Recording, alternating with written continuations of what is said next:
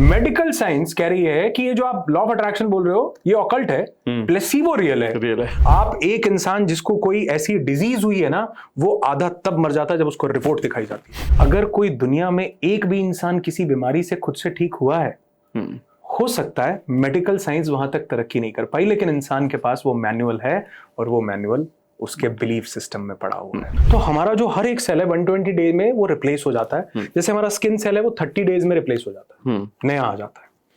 अगर वो नया आ रहा है और किसी इंसान को कोई डिजीज है, कोई चैलेंज है, कोई प्रॉब्लम है, कोई दिक्कत है, तो जो नया सेल आ रहा है वो तो हेल्दी सेल आ रहा है, उसको तो नहीं पता कि इस बॉडी में बीमारी है। 15 मिनट वो पेट पकड़ के हंसता, 2 घंटे बिना दवाई के सोता, जो 36 पेन किलर लेता था। उसने मेरे साथ ये किया, इस वजह से मैं डिप्रेशन। लिखते जाओ, लिखते जाओ, लिखते जाओ, लिखते जाओ, जो दिमाग में आता लिखते जाओ। कैथारसिस होगा, रेचन की प्रक्रिया होगी, और फिर उस सबको लिखने के बाद एक लाइटर लो। अब आप कहोगे जब कर्म से ही मिलता है तो लॉ ऑफ अट्रैक्शन का क्या रोल है? कर्म फिजिकल एक्शन भी है, कर्म मेंटल एक्शन भी है। एक गूगल कीजिएगा, 1 सेकंड में 3.8 मिलियन सेल्स आते हैं। 1 सेकंड में, 1 घंटे में करोड़ों सेल्स आते हैं, अरबों सेल्स आते हैं। हमारे जो इस टाइम 1 घंटे के जो नए सेल्स आए हैं ना, बड़े क्रांतिवीर आए हैं वो। हमने जो 1 घंटा गुजारा है, हमें पता नहीं है जिंदगी में कहां बाहर क्या हो रहा है। भैया धूप है, सर्दी है, गर्मी है, बारिश है। क्यों? क्योंकि हमारी जो करंट स्टेट है, इसने हमारे नए सेल्स को प्रोग्राम किया। क्योंकि ये वो ज्ञान है जो कहते हैं भगवान शंकर ने विज्ञान भैरव तंत्र में माता पार्वती को दिया था। हमारी चीजों में बहुत इंपैक्ट डालता है। हमारी 72,000 नाड़ियां चल रही हैं शरीर में, मेडिकल साइंस के पार सोच के अभी ये परे चीजें हैं। तो जब जो हमारी लेफ्ट नाड़ी है, ये हमारी चंद्र नाड़ी है, इड़ा नाड़ी। हमको कोई भी रिलैक्सेशन का काम करना है तब करना है जब ये एक्टिव हो।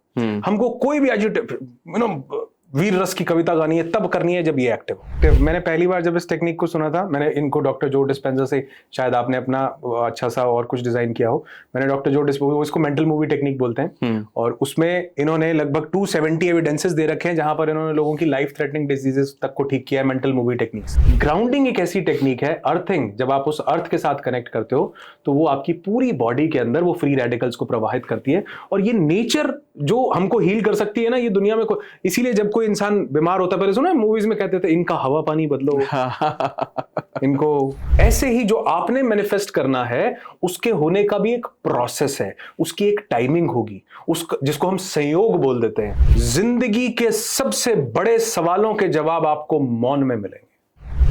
Hello guys, my name is Amit Kumar और आज हमारे पॉडकास्ट में हम बात करने वाले हैं जो कि लॉ ऑफ अट्रैक्शन से रिलेटेड और सबकॉन्शियस माइंड के ऊपर बेस्ड हम अपनी हेल्थ को कैसे इंप्रूव कर सकते हैं और अपनी लाइफ में मेंटल हेल्थ हो चाहे वो फिजिकल हेल्थ को, उस सारे एस्पेक्ट को कैसे कवर कर सकते हैं। और आज उसी के लिए हमारे शो में बहुत ही खास गेस्ट हैं जो कि वेलनेस जर्नी में काफी टाइम से हैं और बहुत टाइम से लोगों को सर्व कर रहे हैं अपने कंटेंट के जरिए, अपने कॉर्पोरेट ट्रेनिंग के जरिए।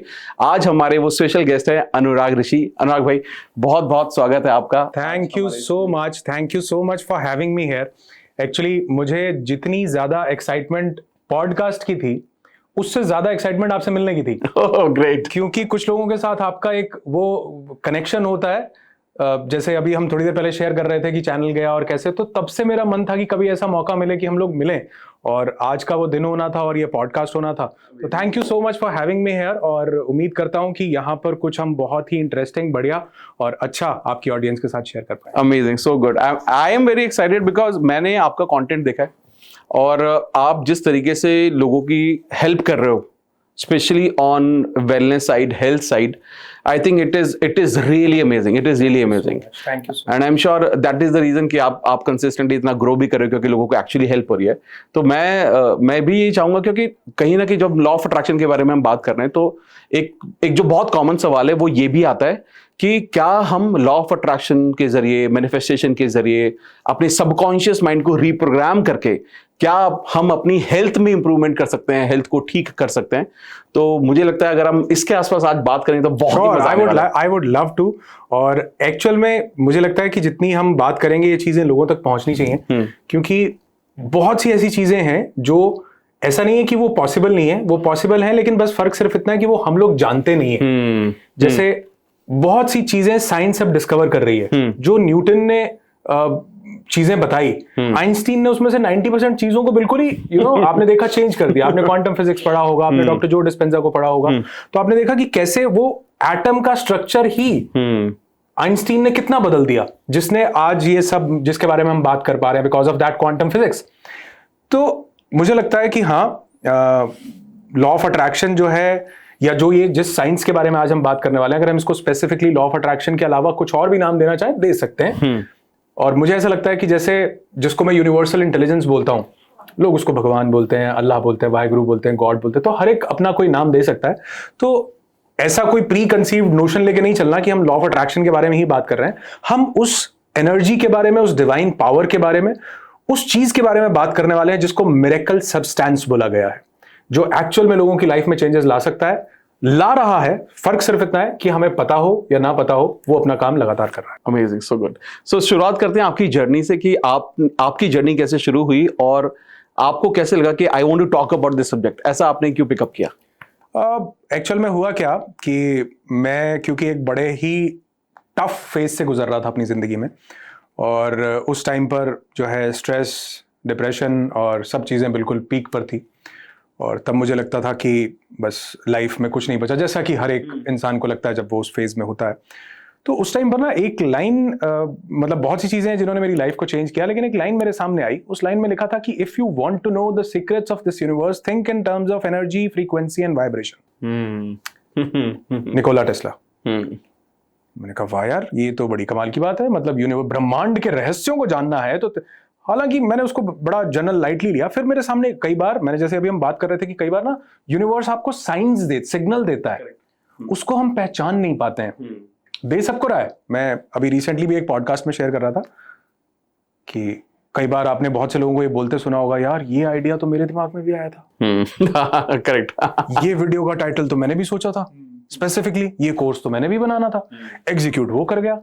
तो इसका मतलब वो आइडिया हमारे दिमाग में नहीं था, वो यूनिवर्स में था। जो उस फ्रीक्वेंसी पर अलाइन था वो एक्शन ले गया, जो नहीं था वो रह गया। तो मुझे लगा ये ऐसे ही तो लाइन नहीं आ रही है। तो दूसरी लाइन जो मेरे सामने आई उसमें लिखा था कि anything which can be conceived and believed by your mind can be achieved. Correct. आपका दिमाग जो सोच सकता है, सोचने की ताकत रखता है, क्षमता रखता है, उसको अचीव किया जा सकता है। ये क्या पागल बना रहे हैं। मैंने कहा ये सब मैंने बहुत सुना है, लॉ ऑफ अट्रैक्शन वगैरह, ये सब सिर्फ पागल बनाने का काम है और कुछ नहीं है। ठीक है जी। मैंने थोड़ा सा, मेरे सामने एक बुक आई, डॉक्टर जो डिस्पेंजा का मैंने अभी नाम लिया, तो उनकी बुक मेरे सामने आई, placebo, you are the placebo. हर एक इंसान को बुक पढ़नी चाहिए। मैंने वो बुक पढ़नी शुरू की और फिर मैंने धीरे धीरे देखा कि वो जिन लोगों के साथ में खड़ा था कंडेम करने के लिए कि ये चीज काम नहीं करती, वो लोग कह रहे हैं ये सब ऑकल्ट साइंस है, जादू टोना है, वो बिल्कुल वैसा चीज है, काम नहीं करती। लेकिन वो सब वैलिडेट कर रहे हैं प्लेसीबो को। मेडिकल साइंस कह रही है कि ये जो आप लॉ ऑफ अट्रैक्शन बोल रहे हो ये ऑकल्ट है, प्लेसीबो रियल है। और प्लेसीबो के सारे एक्सपेरिमेंट कौन कर रहा है? Medical science. वो लोगों को मीठी गोली दे रहे हैं, बढ़िया गोली दे, मीठी गोली दे रहे हैं। अरे भैया, आप कह रहे हो मीठी गोली से लोग ठीक हो रहे हैं, कैसे हो रहे हैं? क्योंकि उनका बिलीफ बन जा। अरे वाह। मतलब प्लेसीबो इज रियल, बाकी सब चीज तो placebo is the big daddy of all these things. अगर आपका बिलीफ सिस्टम बदल दिया जाए तो आपकी जिंदगी में सब कुछ बदल जाता है। ये प्लेसीबो यही तो कर रहा है। जिन लोगों को मीठी गोली दी गई, यहीं से तो वो टर्म बनी कि वो मीठी गोली देता है। मतलब है कुछ नहीं गोली में, मीठा मीठा है। मीठी गोली ठीक कर रही है, असली गोली भी ठीक कर रही है। कैसे? क्योंकि आपका बिलीफ बन गया। तो अगर बिलीफ बनने से चीजें ठीक हो रही हैं, बिलीफ बनने से चीजें खराब भी हो सकती हैं। और यही बिलीफ को अगर हम समझ लें तो इसी को हमने नाम दिया है लॉ ऑफ अट्रैक्शन का। इसी को हम बोल रहे हैं मैनिफेस्टेशन, क्योंकि सब कुछ, सब चीजें केंद्रित जो हो रखी हैं वो हमारे दिमाग से हो रखी हैं। और ये जो है हमारा ऑटोनोमस नर्वस सिस्टम, बेसिकली इसको बोला गया एएनएस। और एएनएस जिसने अपना समझ लिया, जिसने उसको एक्टिवेट कर लिया, वो दुनिया में कहीं पर भी कुछ भी चाहे वो अचीव कर सकता है। और उसका सबसे बड़ा एग्जांपल आपके सामने यहाँ इस चेयर पर बैठा है, जिसको मैं आगे आपके साथ जरूर डिस्कस करूंगा कि कैसे ये हो सकता है। Amazing, very good, very good.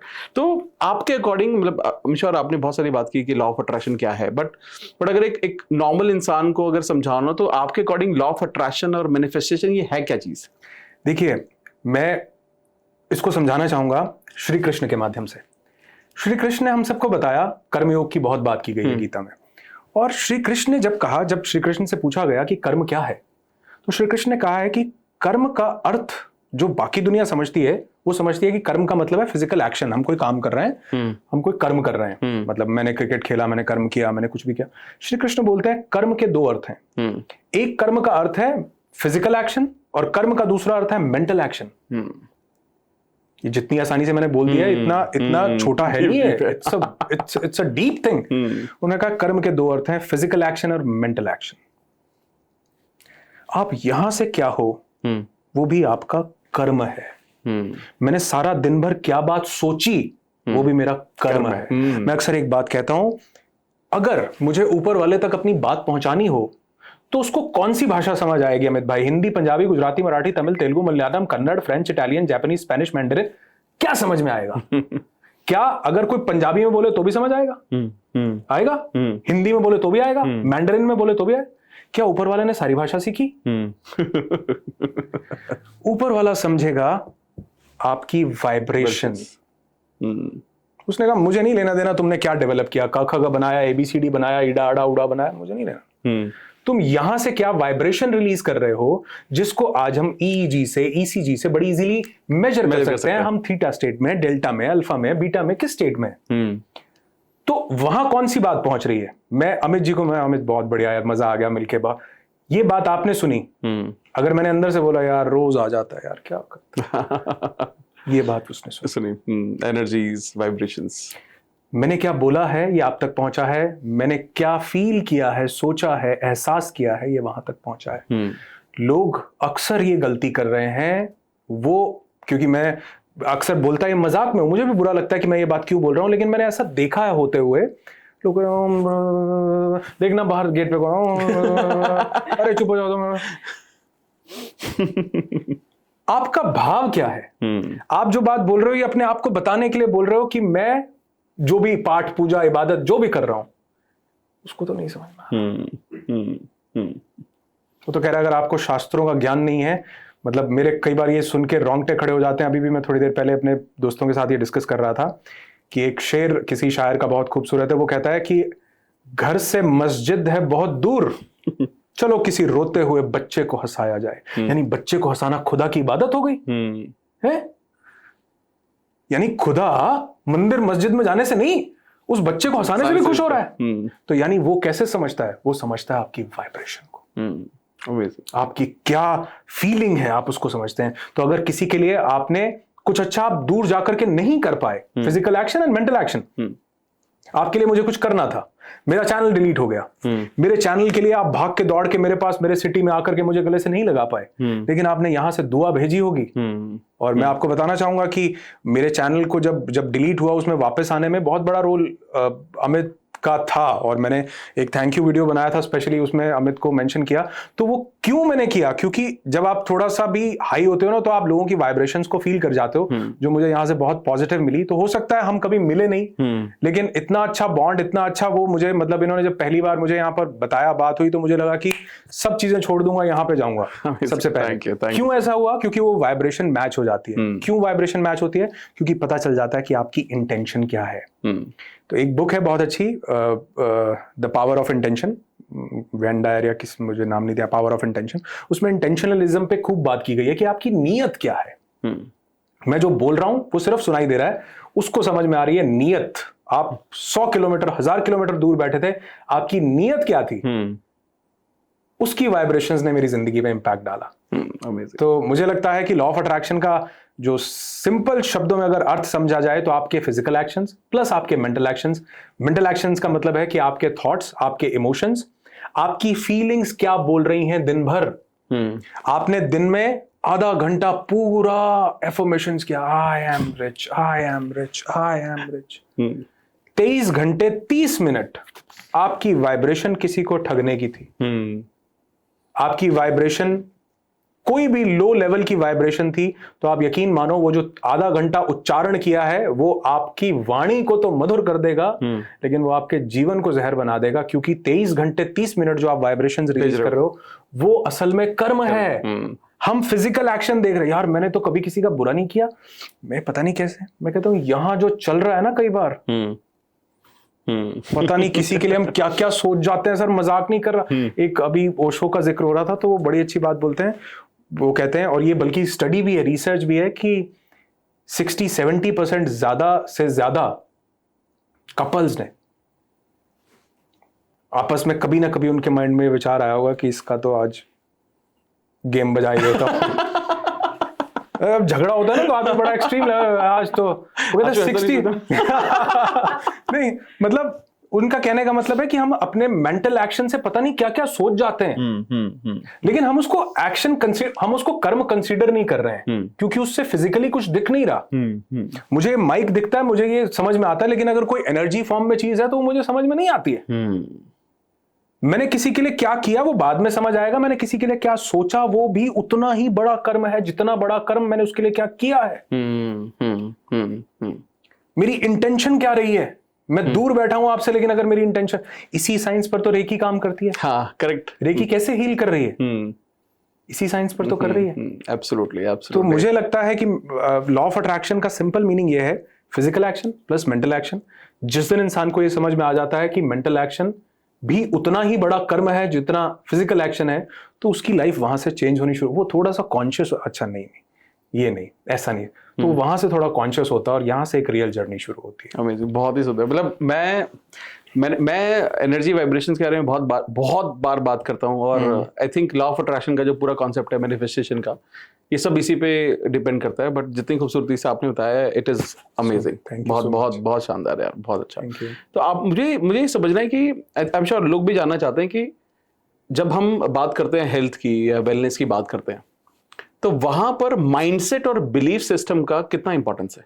देखो, मैंने अभी आपको थोड़ी देर पहले एक चीज बताई, सबसे ज्यादा रोल इसी चीज का है क्योंकि प्लेसिबो इस बात को वैलिडेट करता है। अच्छा, जो लोग नहीं जानते, वैसे तो आप लोग जानते होंगे, लेकिन जो लोग नहीं जानते मैं बताना चाहूंगा, प्लेसिबो एक ऐसा फिनोमेना है जिसको लोगों के ऊपर कुछ ट्रायल्स किए गए कि कुछ लोगों को दो ग्रुप्स में बांटा गया, सेम डिजीज वाले लोगों को, सेम प्रॉब्लम वाले लोगों को। आधे लोगों को रियल दवाई दी गई और आधे लोगों को रियल दवाई बोल के मीठी गोली दी गई जिसमें कोई दवाई नहीं थी। तो कंक्लूजन ये निकला कि दोनों ग्रुप्स के लोग बराबर, अगर एक ग्रुप में 10 लोग थे तो उसमें भी 6 लोग ठीक हुए, दूसरे में भी 10 थे, मीठी गोली खाने वाले लोग भी ठीक हो रहे हैं। तो साइंटिस्ट ने इसको नाम दिया प्लेसिबो, जिसने एक्सपेरिमेंट किया था, और इसका उल्टा बनाया गया नोसिबो, यानी अच्छा सोचकर अच्छा हो सकता है तो बुरा सोचकर बुरा भी हो सकता है। तो प्लेसिबो क्या काम करता है, मेरा बिलीफ अगर डेवलप हो जाए, मतलब आप देखोगे बहुत जगह पर यह होता है कि फला डॉक्टर के पास जाएंगे ना, उसकी दवाई हमें लग जाती है। ये बहुत होता है। आई थिंक हर घर में ऐसे होता है, कोई ना कोई डॉक्टर होता है कि वहीं से लेंगे तो ही ठीक होते हैं। हाँ, अब हमारी गैलेक्सी है मिल्की वे, वो एंड्रोमेडा से पढ़ के आया है। आप सोचो तो वो एंड्रोमेडा से पढ़ के आया है, उसने भी तो मेडिकल यहीं से किया है। वो भी तो अगर फीवर होगा तो पैरासिटामोल लिखेगा या आजकल मेफ्टाल लिखेगा। कहने का मतलब क्या है, क्यों आपको उसके ऊपर बिलीव, कोई आप अगर बहुत ध्यान से देखोगे ना, तो अगर आप एंटीबायोटिक्स भी देखो तो 3-4 तरह की आपको मिल जाएंगी। नॉर्मल अगर आप देखो जो ओटीजी हैं, मतलब ओटीसी हैं, ओवर द काउंटर मेडिसिन है, चाहे वो हेडेक के लिए हो पैरासिटामोल, आप देखोगे सभी डॉक्टर ना लगभग सेम देते हैं। हाँ, आप थ्रोट इन्फेक्शन के लिए गए, वो सेम एंटीबायोटिक देगा, सेम आपको पैरासिटामोल सेम देगा, लेकिन उस डॉक्टर की दवाई लग जाती है। वो है बिलीफ। जब आप सोचते हो कि ऐसा होता है तो ऐसा होता है, पूरा कायनात, पूरी निजाम सभी उसी तरफ लग जाती है, क्योंकि जहां आपका अटेंशन जाता है पूरी एनर्जी वहां फ्लो करने लगती है। करेक्ट, पूरी एनर्जी। और जब एनर्जी वहां फ्लो करेगी तो ऑब्वियसली आप उस लेवल पर वाइब्रेट करने लगते हो जिस लेवल की वो एनर्जी है। एब्सोल्युटली। तो मुझे लगता है कि बिलीफ सिस्टम, बेसिकली प्लेसिबो वहां पर काम करता है। अगर हमने सोचा किसी चीज को कि वो ऐसा होगा, तो वहां पर वो इसलिए होने लग जाता है क्योंकि हम वहां पर एक बिलीफ देना, हम अब स्टार्ट 0 से नहीं कर रहे हैं, हम स्टार्ट 50 से, क्योंकि ऑलरेडी 50 तो हमारे बिलीफ ने दे दिया है। समझ रहे हो, मैं ठीक हो जाऊंगा, तुम आ गए, अब चैन आ जाएगा। क्यों आ जाएगा भैया? करेक्ट। बल्कि हमारे एक फ्रेंड है, यूट्यूबर है, बहुत अच्छे, बहुत बढ़िया काम करते हैं। तो उनका एक टीममेट है जो उनके लिए वीडियोस अपलोड करता है। तो बल्कि एक दिन मैं गया, मैंने कहा, नाम नहीं लेना चाहूँ, मैं कहा आपका वीडियो आना था 6:30 बजे।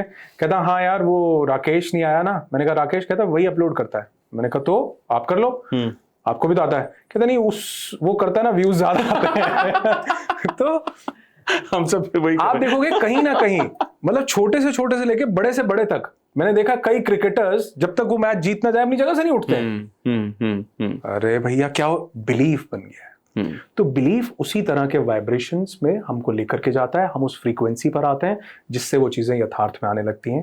तो बिलीफ बहुत अहम रोल प्ले करता है। अगर बिलीफ नहीं है तो यकीन मानो, कई बार बहुत से लोगों को, अभी मैं एग्जांपल थोड़ा ऑकवर्ड है लेकिन मैं, क्योंकि इससे रिलेट कर पाएंगे बहुत सारे लोग। कोविड में ना बहुत से लोग चले गए। यकीन मानो, अगर कोई रिसर्च हो, डेटा निकल के आए, आधे लोग डर से चले गए। हमारे वहां पे ना सिविल हॉस्पिटल में जब पहला कोविड का केस आया, एक इंसान, उसको 4th फ्लोर पे, अभी तब ना पता नहीं था, कोई कह रहा है चाइना में लोग गिर रहे हैं, कोई कह रहा है सांस भी निकलेगी, तो पता नहीं, टीवी पे कुछ और दिखा रहे हैं। उसको 4th फ्लोर पे रखा गया हॉस्पिटल के ऊपर। तो वहां से ना उसकी जब रिपोर्ट आई, वो रिपोर्ट भी 2-3 दिन बाद तब आती थी, उसकी रिपोर्ट आई कोविड पॉजिटिव। उसने 4th फ्लोर से, क्या होता क्या ना होता, लेकिन इतना डर था कि पता नहीं, उसको लगा कि मेरे से पता नहीं मेरी फैमिली मेरे को बार बार मिलने आ रही है, मुझसे दूर नहीं हो रही, पता नहीं क्या हो। उसको लगा कि माय गॉड, क्यों ऐसा हुआ? डर दिमाग पर हावी। तो बहुत सारे लोग कोविड में ना, शायद कोविड उतने लोगों को ना दिक्कत कर पाता, लेकिन ये हो कि हमें कोविड हो गया। ऐसे ही हमारा एक प्रोग्राम होता है वेकन योर हीलिंग इंटेलिजेंस करके, उसमें बहुत सारे लोग हमारे साथ हीलिंग के लिए वहां पर आते हैं। तो कई बार मैं वहां पर बात करता हूं, मैंने कहा ये जो है आप देखो, अगर आप ये करोगे कैंसर नहीं हो। कहते हैं सर ये मत बोलो, ये नाम मत, ये बड़ा डरावना है। मैंने कहा अच्छा सर्दी जुकाम बोलूं चलेगा? सर्दी, कहते हैं हाँ वो ठीक है। तो बेसिकली हमने चीजों की पिक्चर अपने दिमाग में बिठा रखी है। जो पिक्चर हमारे माइंड में उस चीज से रिलेटेड आती है, उसी तरह हम रिस्पॉन्स देना शुरू करते हैं। जैसे कई बार कॉर्पोरेट ट्रेनिंग होती है ना, तो ट्रेनिंग में मैं लोगों को बोलता हूं कि अगर आप कोई जिंदगी में कोई टफ टाइम आया है तो आप उसको प्रॉब्लम बिल्कुल मत बोलो। प्रॉब्लम से रिलेटेड क्या इमेजेस पड़ी हैं दिमाग में, वही निकल के आएंगी। मैंने कहा बोलो चैलेंज आया है। प्रॉब्लम से इंसान दबता है, चैलेंज को इंसान ओवरकम करना चाहता है। मेरी लाइफ में एक चैलेंज आया है, मेरा पर्सपेक्टिव भी बदल जाता है। क्यों बदल जाता है? क्योंकि उससे रिलेटेड इमेजेस हैं। कोविड हो गया, उससे रिलेटेड इमेजेस हैं। हार्ट की प्रॉब्लम, उससे रिलेटेड इमेजेस हैं। कैंसर, उससे रिलेटेड इमेजेस हैं। आप एक इंसान जिसको कोई ऐसी डिजीज हुई है ना, वो आधा तब मर जाता है जब उसको रिपोर्ट दिखाई जाती है। Absolutely correct, so true, so true. एक मैंने स्टोरी अभी रिसेंटली शेयर की थी। एक इंसान, उसको कोई ऐसी डिजीज हुई, उसको डॉक्टर ने बोला तुम्हारे पास कम समय है। उसने कहा ठीक है जी, कोई बात नहीं, कम समय है। तो मैं शायद पता नहीं लास्ट कहाँ बात हुई थी, बुक, आप तो बुक्स की इतनी समरीज करते हो, किसी बुक में ये था बकायदा। तो उसको डॉक्टर ने बोला कि तुम्हारे पास इतना टाइम है। तो उसने कहा ठीक है जी। तो फिर उसने पता किया कि कोई आसपास से क्रूज जा रहा है। तो उसने कहा मैं अपना सब कुछ बेच के क्रूज पे चला जाता हूँ। वो क्रूज पे चला गया, साथ में ले गया कॉफिन, ताबूत। क्रूज वालों को बोला भाई जब मेरा हैप्पी बर्थडे हो जाए, मतलब फाइनल वाला, तो इसमें तुम्हारे को कष्ट ना हो, इसमें पैक करके भेज देना। डॉक्टर ने बोला 3 महीने का टाइम है, क्रूज 6 महीने का था। वो अपना वहां जाके खूब नाचता है, कूदता है, बार में जाता है, डिस्को में जाता है, क्लब में जाता है, स्विमिंग पूल, ये वो, फ्लर्ट और सब जो अपनी जिंदगी में नहीं किया सब। 3 महीने गुजर गए, क्रूज भी खत्म हो गया। उसने कहा क्रूज तो 6 महीने का था। कहता चलो सब बेच बाच गया था, अब क्या करूंगा? उसने कहा चेक करवा लेता हूँ कितने दिन और सरवाइव करना है। वो जाके दोबारा टेस्ट करवाता, डॉक्टर बोलता तुम्हारी बीमारी है ही नहीं। See my God, this is a true story. आप गूगल करोगे मिल जाएगी, मैं बुक का भी रेफरेंस आपको दूंगा। और ऐसा एक नहीं, मैं अक्सर बात करता हूं एक बुक के बारे में, anatomy of an illness by Norman cousin. एक इंसान जिसको बीमारी हो गई, उसने अपने आप को ठीक किया। Louise Hay you can heal your life, you can heal yourself, quantum physics, placebo, ये इतनी सारी बुक्स हमारे पास हैं जो ये बताती हैं कि अगर हम किसी चीज को अपने दिमाग में बिठा लेते हैं तो हमारा दिमाग उसके अकॉर्डिंगली ही रिएक्ट करना शुरू करता है। अगर मुझे लगा ये 2 फीट का गड्ढा है, मैं नहीं कूद पाऊंगा, तो मैं नहीं कूद पाऊंगा। करेक्ट। अगर मैंने सोचा कि मैं कर सकता हूं, तो मेरा दिमाग उस पॉजिटिव डायरेक्शन में जाने लगेगा। रॉजर बेनियस्टर, जिसने वो जो स्प्रिंटर था, जो एथलीट था, उसको वो रिकॉर्ड तोड़ने में कितना टाइम लगा, कितने दशक गुजर गए थे, आज तक किसी ने वनडे इंटरनेशनल में 200 रन नहीं बनाए थे। सचिन तेंदुलकर जैसे ही 200 रन बनाते हैं, पीछे पीछे सहवाग भी चल पड़ते हैं। अनदर एन इंडियन कोइंसिडेंस, क्योंकि इंडियन ने ही वो बिलीफ ब्रेक किया है। उसके बाद तीसरा बंदा बनाता है रोहित शर्मा, फिर रोहित शर्मा दोबारा बनाता है, फिर रोहित शर्मा तिबारा बनाता है, शुभमन गिल बनाता है, फिर वो क्या ईशान किशन बनाता है। तो जितने लोगों ने बनाया उसमें से आप देखोगे 80% इंडियंस हैं। एक बार बिलीफ टूटा, सब कूद गए। तो एक बार ना बिलीफ तोड़ने की देर है कि ये ठीक हो सकता है। सिर्फ इसके छोटी सी बात बोल के हम अगले क्वेश्चन पे आते हैं। कई बार मैं थोड़ा सा प्लीज, लेकिन मैं ये जरूर बोलना चाहूंगा कि कई बार ये जो बिलीफ जो हमने नहीं तोड़ा है ना, इसको एक्चुअल में तोड़ने की जरूरत है लोगों को। इसको मैं इस चीज से समझाना चाहूंगा कि जब मैंने अपनी हेल्थ की जर्नी शुरू की तो मैंने कहा यार नेट पे ढूंढता हूं, ये जो लोग कैंसर बोलते हैं, बीमारियों के नाम लेते हैं, क्या कोई भी, जिसको लोग लाइफ थ्रेटनिंग डिजीज बोलते हैं, क्या कोई भी दुनिया में ऐसा इंसान है जो इससे ठीक हुआ है? एक भी? क्या हुआ होगा? यस या नो? बिल्कुल बिल्कुल। मैंने कहा अगर एक भी हुआ है तो बाकी कौन सा एंड्रोमेडा से आए हैं? सही बात है, हम भी तो मिल्की वे में ही रह रहे हैं। अगर एक हुआ है इसका मतलब हो तो सकता है हमारे पास उसका मैनुअल नहीं है। आज से पहले अमित भाई, अगर हम 20, 30, 40 साल पीछे जाएं तो हमारी खुद मेडिकल साइंस के पास पोलियो का इलाज नहीं था, टीबी का इलाज नहीं था, हैजा का इलाज नहीं था, बहुत से ऐसे इलाज थे नहीं। अब हम कहें वो लोग ठीक नहीं हो सकते थे? हो सकते थे, मेडिकल साइंस अभी वहां तक तरक्की नहीं कर पाई थी। ध्यान से सुनिएगा, अगर कोई दुनिया में एक भी इंसान किसी बीमारी से खुद से ठीक हुआ है, हो सकता है मेडिकल साइंस वहां तक तरक्की नहीं कर पाई, लेकिन इंसान के पास वो मैनुअल है और वो मैनुअल उसके बिलीफ सिस्टम में पड़ा हुआ है, उसके प्लेसिबो में पड़ा है, जिस पर हमको काम करना है। और मैं यही काम करता हूं लोगों के साथ। और कई बार तो बल्कि हमारा एक इवेंट होता है हीली और सोल, लास्ट टाइम वो मसूरी में था और मैं और लोकेश जी इस बार डिस्कस कर रहे थे, इस बार हमारा नेक्स्ट इवेंट होगा मुंबई या पुणे, कहीं प्लान कर रहे हैं उसको। तो उस इवेंट में जितने भी पार्टिसिपेंट्स हमारे पास आएंगे, उन पार्टिसिपेंट्स के आने से पहले हम लोग सब वाइटल्स, ब्लड सैंपल्स लेंगे, चेक करवाएंगे और फिर उस इवेंट से जाने के बाद हम उन लोगों को चेक, क्योंकि वहां से ना हमको क्या होता है, इवेंट के बाद हमको टेस्टिमनीज तो आती हैं कि सर मैं ये ठीक, लेकिन मुझे लगता है कि वो आने से पहले का एक रिपोर्ट होना चाहिए और इवेंट खत्म होने के बाद का एक रिपोर्ट होना चाहिए, ताकि हम दुनिया को ये बता सकें कि भैया ये बिलीफ तोड़ना पड़ेगा कि ये लाइफ थ्रेटनिंग है। अगर एक हो सकता है तो कोई भी हो सकता है, उस मैनुअल तक पहुंचना है, उस दिमाग की खिड़की को खोलना है। करेक्ट, अमेजिंग यार, बहुत। एक्चुअली मुझे भी लगता है कि I think it just a matter of कि लोग अपनी बाउंड्रीज को क्रॉस करना ही नहीं चाहते। लाइक व्हेन अगर किसी की तबीयत बहुत ज्यादा खराब है तो वो इतना नेगेटिव स्टेट ऑफ माइंड में चला जाता है या स्ट्रेस में चला जाता है, वो इस अगर उसे समझाया जाए ना कि यार why don't you think positive, why don't you think about that you are okay, कि आप ठीक हो, इस तरह जब उसे समझाया जाता है तो वो एक्सेप्ट भी नहीं करता है, वो इतना स्ट्रेस में होता है, वो एक्सेप्टेंस भी नहीं करता है, फिर कहता है यार जो होगा देखा जाएगा। उसका एक रीजन है अमित भाई, लोग एक्सेप्ट नहीं करेंगे क्योंकि वहां पर आप उनके मिसमैचर बन गए हो। जो उनका बिलीफ है आप उससे ऑपोजिट बिलीफ दे रहे हो। जब आप बच्चे को कहते हो बेटा तू पढ़ता नहीं है, तुम पढ़ाई करो, तुमको ये पढ़ना चाहिए, वो सरकारी बातें हैं, उसको भी पता है ज्ञान। करेक्ट है, वो पढ़ना नहीं चाह रहा है, आप उसको तुम पढ़ो, तुमको ये तुम पढ़ते, आप उसके मिसमैचर बन रहे हो, आप उससे जो है मिसमैचिंग हो रही है आपकी। तो वो इंसान जिसको कोई प्रॉब्लम हुई है, कोई चैलेंज हुआ है, कोई दिक्कत हुई है, उसको आपको ये नहीं बोलना कि भैया तुम ठीक हो जाओगे, तुम नहीं, आपको उसको एविडेंस देने। समझ रहे हो? हम टेस्टिमनीज पे चलने वाले लोग हैं। आप अगर कोई मोबाइल में ऐप डाउनलोड करना चाहते हो तो आप वो करोगे जिसकी स्टार रेटिंग सबसे ज्यादा है। आप उस वीडियो, आपने कोई वीडियो सर्च किया, जनरल टेंडेंसी है लोगों की, मैं बता रहा हूं, सब ऑडियंस सुनना, आपने कोई वीडियो सर्च किया, आप पता है किस वीडियो पे क्लिक करोगे जिसके व्यूज सबसे ज्यादा है। टेस्टिमनी मिल रही है।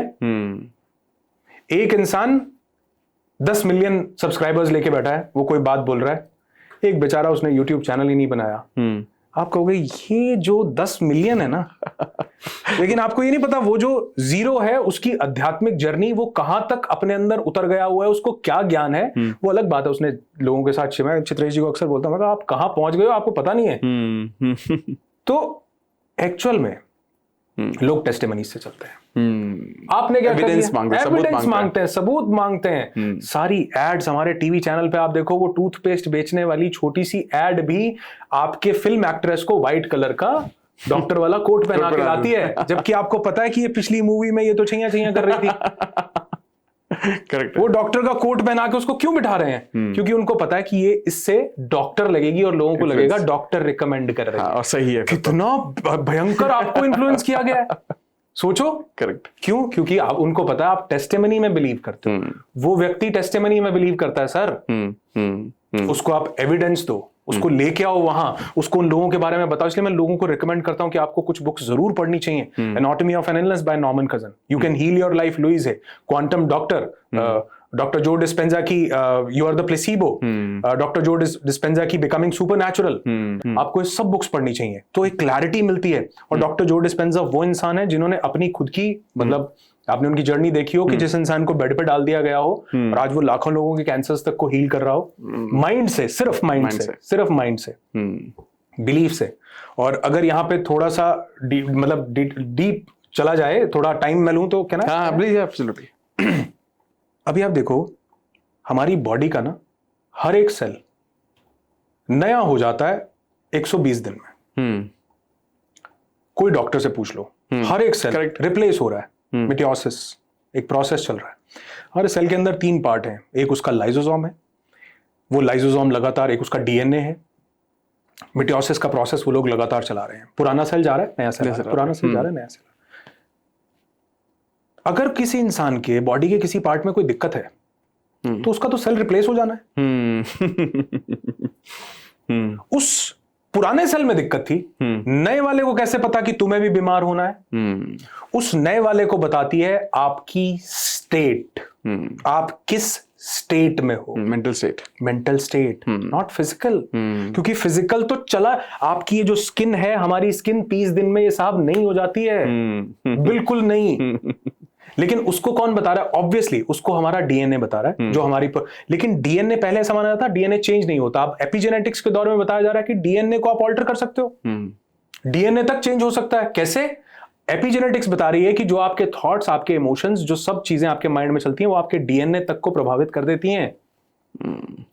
तो अगर हमारा हर एक सेल, स्किन का सेल मान लो 30 दिन में नया हो जाता है, जो नया सेल उसकी जगह पे आता है, उसको कैसे पता बीमार पड़ना है? क्योंकि मेरी स्टेट बीमारी की है, मैं अपने दिमाग में बहुत बीमार, मेरे को कुछ होने वाला है। मैंने अभी कोविड के एग्जांपल में डिस्कस किया, यही लाइफ थ्रेटनिंग डिजीज में होता है कि वो बंदा तब तक ठीक रहता है जब तक उसको रिपोर्ट नहीं मिलती है। तो आपने जो भी बताया, इसको एक कोई भी कॉमन इंसान, एक नॉर्मल पर्सन अपनी एवरीडे लाइफ में कैसे इंप्लीमेंट कर सकता है? बहुत अच्छी बात पूछी आपने। कई बार क्या होता है, हम ना इसको इतना टिपिकल बना देते हैं, हमको लगता है कि यार ये तो कुछ आउट ऑफ द वर्ल्ड, कुछ एलियन टाइप की चीज है, तो हम उसको इतना ज्यादा अपने डे टू डे लाइफ में इंप्लीमेंट नहीं कर पाते। तो मैं उसके लिए ना बड़ा एक सिंपल फ्रेमवर्क देना चाहूंगा कि हमें क्या करना है। लेकिन उस फ्रेमवर्क से पहले मुझे 2-3 चीजें समझानी है ताकि लोग इसको कनेक्ट कर पाए। अभी आप देखो, हमारा कोई भी सेल है, हर एक सेल 120 डेज मैक्सिमम में वो रिप्लेस हो जाता है, यानी नया सेल आ जाता है। करेक्ट।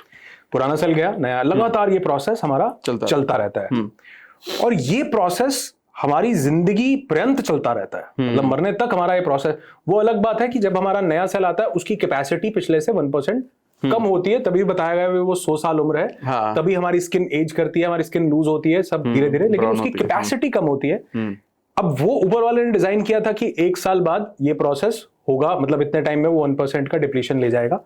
अब कई लोगों का वो 2 महीने में ले जाता है, कई लोगों का वो 5 साल भी नहीं लेता। आप देखो 80 की उम्र में भी कई बार कुछ लोग 40 के लग रहे होते हैं, कई बार कुछ। और इसका सबसे बड़ा कारण है स्ट्रेस। करेक्ट। आप देखोगे जो इंसान स्ट्रेस और डिप्रेशन में है ना, वो 30 की उम्र में 50 का लगने लगेगा। Absolutely correct. क्यों? क्योंकि वो कहीं ना कहीं इंपैक्ट उसका हमारे हर एक सेल पे जा रहा है। तो हमारा जो हर एक सेल है 120 डेज में वो रिप्लेस हो जाता है। जैसे हमारा स्किन सेल है, वो 30 डेज में रिप्लेस हो जाता है, नया आ जाता है। अगर वो नया आ रहा है और किसी इंसान को कोई डिजीज है, कोई चैलेंज है, कोई प्रॉब्लम है, कोई दिक्कत है, तो जो नया सेल आ रहा है वो तो हेल्दी सेल आ रहा है, उसको तो नहीं पता कि इस बॉडी में बीमारी है। करेक्ट। तो वो नया सेल अगर पुराने सेल को रिप्लेस कर रहा है, तो वो कैसे बीमार हो जाता है? आदमी बीमार कैसे रहता है? क्योंकि जो नया सेल आ रहा है उसको हमारी स्टेट बताती है कि मैं बीमार हूं। और ये कोई आज ऑकल्ट चीज नहीं है, इसको आज मेडिकल साइंस प्रूव करती है, कि एपिजेनेटिक्स प्रूव करती है। पहले ऐसा माना जाता था कि हमारा डीएनए जो है वो हमें हमारे पेरेंट्स से, मतलब अब मिलता हमारे पेरेंट्स से ही है, लेकिन ऐसा माना जाता था कि वो रीप्रोग्राम नहीं किया जा सकता। जैसा डीएनए वैसा ही, हाँ। हो गया। किसी को हार्ट डिजीज हुई तो सबसे पहले पूछेंगे तुम्हारे पेरेंट्स, किसी को तो नहीं थी, हाँ। तुमको कोई डायबिटीज शुगर हुई, शुगर तो तुम्हारा नाना नानी दादा दादी मम्मी पापा, क्यों पूछेंगे? क्योंकि वो डीएनए से आपके बाल उड़े, सबसे पहले देखेंगे तुम्हारे फादर के तो नहीं गए थे, या क्या क्या डीएनए आप लेके आ रहे हो। आज माना जाता है कि डीएनए को रीप्रोग्राम किया जाता है। इस साइंस को बोला जाता है एपिजेनेटिक्स। जीन्स को प्रोग्राम करना, हमारे जीनोम तक को बदल देना। और जीनोम को कौन बदल रहा है? हमारे थॉट्स, हमारी फीलिंग्स, हमारी एनर्जी, ये सब हमारे थॉट्स को बदल रहे हैं। तो अगर हमारा सेल बदला हुआ आ रहा है, और यहां पर मतलब मैं कई बार अपने पार्टिसिपेंट्स को सुनाता हूं ना, ये चीज बताता हूं, जब वो उसको फील करते हैं और उसके बाद विजुअलाइजेशन करते हैं, उनकी जिंदगी बदल जाती है। मैं बार बार इस बुक को कोट करता हूं, anatomy of an illness by Norman cousin. Doctor ने बोल दिया कि भैया तुम्हारे पास टाइम नहीं है, 36 पेन किलर्स तुमको एक टाइम में लेनी पड़ेंगी। इतना दर्द होगा कि तुम हाथ उठा के बोलोगे कि बस हो गया, ले जाओ, बुला लो। उसने डॉक्टर को कहा, मैंने कभी सिगरेट नहीं पी, शराब नहीं पी, गुटखा नहीं खाया, तंबाकू नहीं खाया, I've never done anything wrong. How come this happened to me? हमने तो यही सुना है ना कि ये ऐसा करोगे तो ये ऐसा मुंह का ही। डॉक्टर ने बोला नहीं, क्या तुम्हारे पास कोई नेगेटिव इमोशंस तो नहीं रखे? अनवर्दीनेस की फीलिंग पड़ी है, बचपन में कुछ गलत हुआ था, आज तक यहां ढो रहा हूं, हुआ 25 साल पहले था, लेकिन रोज होता है क्योंकि वो यहां पर है। और मैं देखता हूं लोगों के frontal lobe, temporal lobe, occipital lobe pictures से भरे पड़े हैं। 29 दिसंबर 1960 को मेरे साथ ये हुआ था। करेक्ट। उस दिन पिछले महीने की 12 तारीख को, हमें तो ये नहीं याद रहता कल खाया क्या था, लेकिन जब हम उस परेशानी में होते हैं तो वो 1960 1970 का भी टेम्पोरल लोब में फिक्स रहता है कि उस दिन ये हुआ, होता कि नहीं होता। वो हमने यहां पर भर रखा है। नॉर्मन कजन कहता कि हाँ किसी ने मेरे साथ बहुत गलत किया था, यहां पड़ा हुआ है अभी भी। डॉक्टर ने कहा that is the reason of this disease. उसने कहा कि अगर ये नेगेटिव चीज मेरे को बीमारी दे सकती है तो क्या पॉजिटिव ठीक भी कर सकती है? Doctor was sceptical. डॉक्टर कहता हाँ ठीक, हाँ मे बी। उसने कहा but I am very much clear कि कर सकती है। देन व्हाट ही डिड, उसने अपने एक दोस्त को लिया, अपने दोस्त को अपने साथ लिया, एक वीसीआर अरेंज किया। हमारे जमाने में उस टाइम पे, मतलब मैं तो इतना पुराना हूं, आपका नहीं पता, हम भी ऑलमोस्ट उतना ही पुराने हैं। हमारे जमाने में वीसीआर हुआ करता था, वीडियो कैसेट, बिल्कुल, रिकॉर्डर वीडियो, वीसीपी वीसीआर होते थे, कैसेट मिलती थी ऐसे करके वो उसको डालते। हाँ। उसने कैसेट्स अरेंज की, ब्लैक एंड व्हाइट एरा था उस टाइम पर, laurel and Hardy, Charlie Chaplin, इनकी कैसेट्स आती थी। उसको ये समझ में आया कि मैं जो नया सेल आ रहा है उसको मैं बताऊंगा ही नहीं कि मैं बीमार हूं। उसने वो हंसी की कैसेट्स लगाई, साथ में उसने लिया विटामिन सी, जो कि ऑब्वियसली हमारी इम्यूनिटी को बूस्ट करता है। उसका उसने केमिकल फॉर्म लिया, लेकिन आज वो नेचुरल फॉर्म में भी हमारे पास अवेलेबल होता है। तो वो एक डोसेज एक अलग चीज है, लेकिन उसने उन कैसेट्स को लगाया और उसने कहा कि मैं हंसूंगा, जितना हो सकता है हंसूंगा, ताकि मेरा आने वाला जो सेल है उसको मेरी करंट स्टेट अगर मिलती है तो उसको ये ना पता चले कि मैं बीमार हूं। उसने पागलों की तरह पेट पकड़ के हंसना शुरू किया। और वो कहता जो इतनी 10 गोली खाने के बाद मुझे पेन में रिलीफ नहीं होता था, नींद नहीं आती थी, वो कहता कि 15 मिनट का, it was written in the book और इस पे कई एक्सपेरिमेंट्स हुए, वो कहता 15 मिनट का इंटेंस लाफ्टर, बेली लाफ्टर, मुझे 2 घंटे की पेनलेस स्लीप देता है। 15 मिनट वो पेट पकड़ के हंसता, 2 घंटे बिना दवाई के सोता, जो 36 पेन किलर लेता था। 6 महीने के अंदर he was completely well. Okay. Oh my God. जो नया सेल आ रहा है, आप उसको बता रहे हो all is well चाचू। आप खुश हो ना? आप जिस आपके इस टाइम आपके माइंड में जो थॉट्स हैं, जो फीलिंग्स हैं, जो इमोशन, आप जी डॉक्टर जो डिस्पेंजा बोलते हैं कि emotion is the language of your brain and feeling is the language of your body. जो इमोशन, आपके ब्रेन की लैंग्वेज है इमोशन, आपकी बॉडी की लैंग्वेज है फीलिंग। क्या फीलिंग और क्या इमोशन आप ले रहे हो, वो आपके सेल को प्रोग्राम कर रहा है, नए को, आने वाले को। और अगर आप हंस रहे हो 24 घंटे पागलों की तरह, आपके नए सेल को पता चल रहा है अरे भैया ये तो घोड़ा है, ये कहां जाने वाला है। लोगों ने ऐसे अपनी डिजीजेस को रिवर्स किया है, किसको बदल के? अपने मूड को बदल के। किसको बदल के? मूड को बदल के। किसको बदल के? किसको बदल के? मूड को बदल के। मैं आपको बताता हूं, हमारा मूड, कई लोग बोलते हैं ना मैं डिप्रेशन में हूं, और कई बार लोग मुझसे नाराज भी हो जाते हैं। मैंने किसी एक पॉडकास्ट में कहा डिप्रेशन इज अ चॉइस, बहुत से लोग नाराज हो गए। Depression choice? पागल हो गया? कौन चूज करता है डिप्रेस्ड होना? सिगरेट पीना इज अ चॉइस। मेरे वीडियो पे कई लोगों ने रोस्ट वीडियो बनाए मुझे। हाँ, उन्होंने कहा क्योंकि बड़ा ना दिल, हमारे ईगो को चोट लगती है सर। नई चीज एक्सेप्ट करना आसान नहीं है, कंफर्ट जोन से बाहर आना आसान नहीं है। मैंने जब कहा depression is a choice, with due respect मैं ये बात बोलना चाहूंगा कि it's our subconscious choice. Depression अपने आप में कोई खुद से नहीं आता है। वो कब आता है? जब सीरीज ऑफ स्ट्रेस बनता है। जब हम उस स्ट्रेस को कई सीरीज में बनाते जाते हैं। कई बार वो हमारे हाथ में नहीं होता, मैं इस बात को मानता हूं, लेकिन अगर हम अपनी स्टेट को करंटली बदल लें, है ना, एक इंसान बहुत डिप्रेस्ड है, घर में आग लग गई, क्या वो लेटा रहेगा? करेक्ट है। कहां गया डिप्रेशन?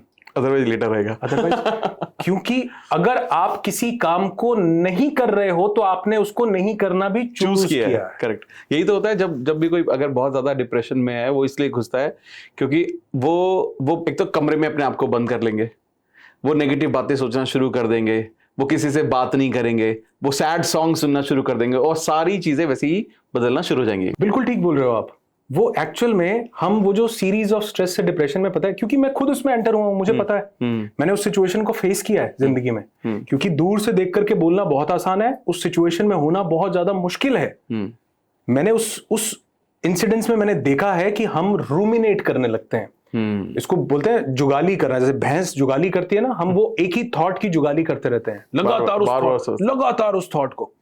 और सिर्फ मतलब लोगों को ना मुश्किल लगता है, जो मैं दो चीजें दुनिया की सबसे आसान बोलता हूं, यही सबसे मुश्किल लगती है। मैं कहता हूं सिर्फ 2 काम करने हैं, सिर्फ 2 काम।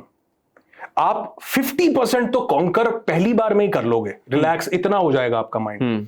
इनफैक्ट तीसरा भी बताता हूं जो आपको बहुत ज्यादा, 2 काम करने हैं। सबसे पहला तो आप डीप ब्रीदिंग जरूर कीजिए। क्योंकि डीप ब्रीदिंग हमारे पैरासिम्पैथेटिक नर्वस सिस्टम को एक्टिवेट करती है। हमारा ऊपर सिंपैथेटिक नर्वस सिस्टम है, नीचे पैरासिम्पैथेटिक नर्वस सिस्टम एक्टिवेट होते ही हम रिलैक्स मोड में जाते हैं, बॉडी डोपामिन रिलीज करना शुरू करती है, फाइट एंड फ्लाइट से डिस्कनेक्ट होता है, कॉर्टिसोल वहीं रिलीज होना बंद हो जाए जैसे ही हम डीप ब्रीदिंग करेंगे। तो थोड़ी देर 5 मिनट अगर आपने गहरी सांसें ली, आप भूल जाओगे आप किस स्टेट में थे।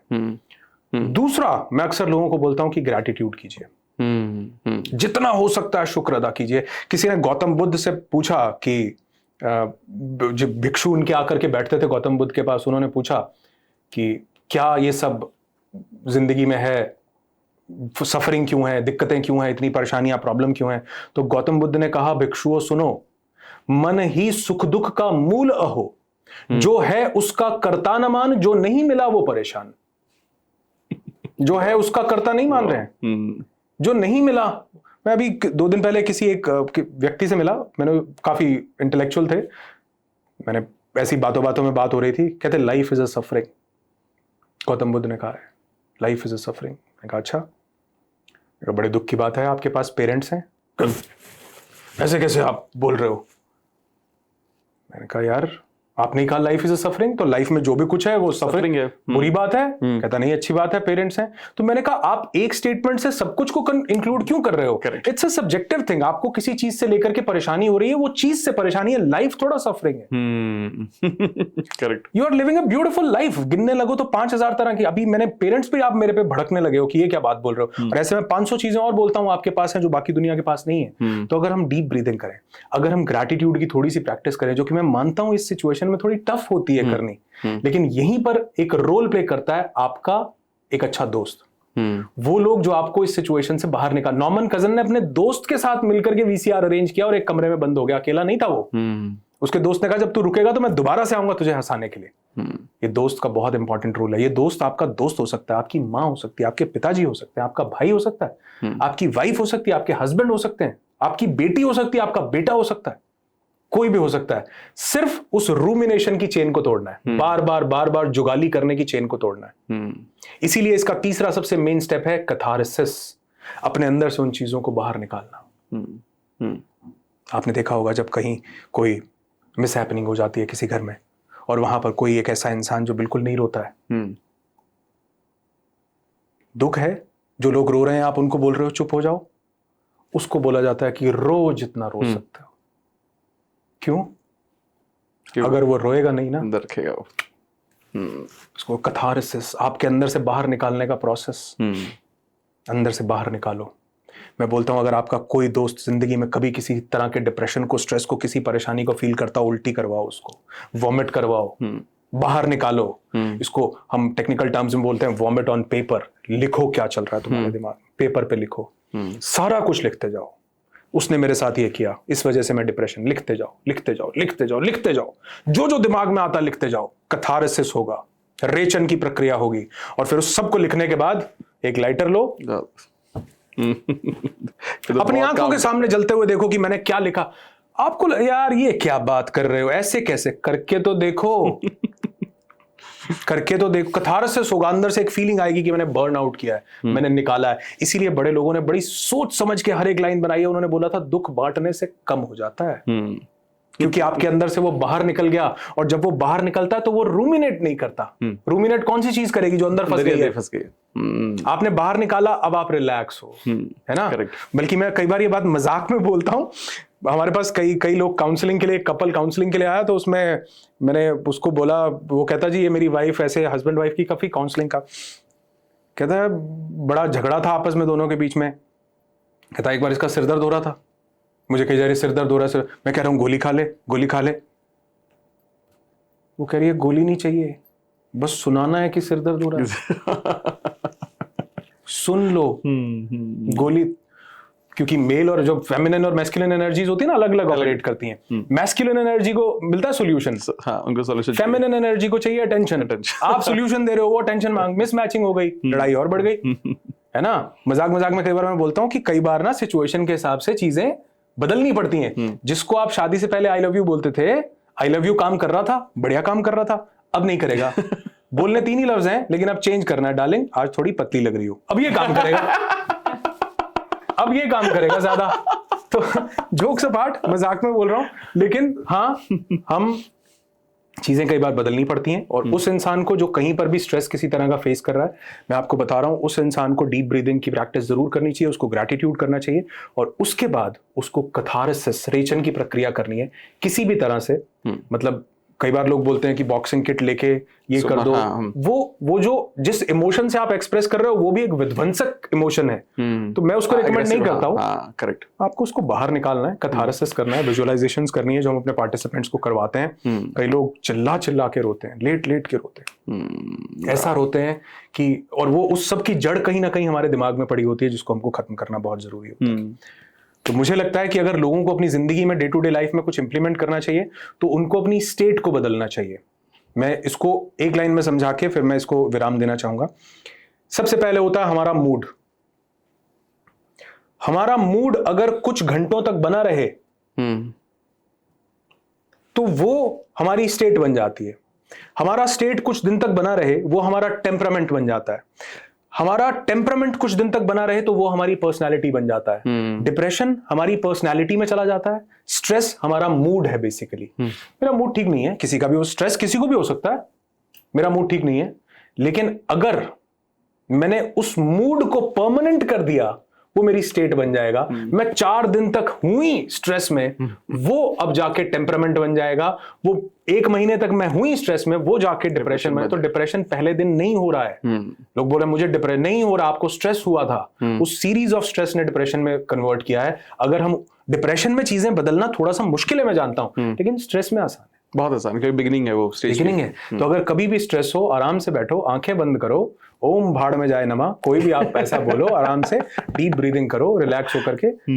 है बात मजाक की, लेकिन ये बहुत काम करती है, और ये तब काम करेगी जब आप इसको अपनी जिंदगी में उतारोगे। Deep breathing, gratitude, catharsis, life will be very much lighter than before. बहुत अमेजिंग, बहुत मतलब विद अवेकनिंग पार्ट आपने कवर कर दिया।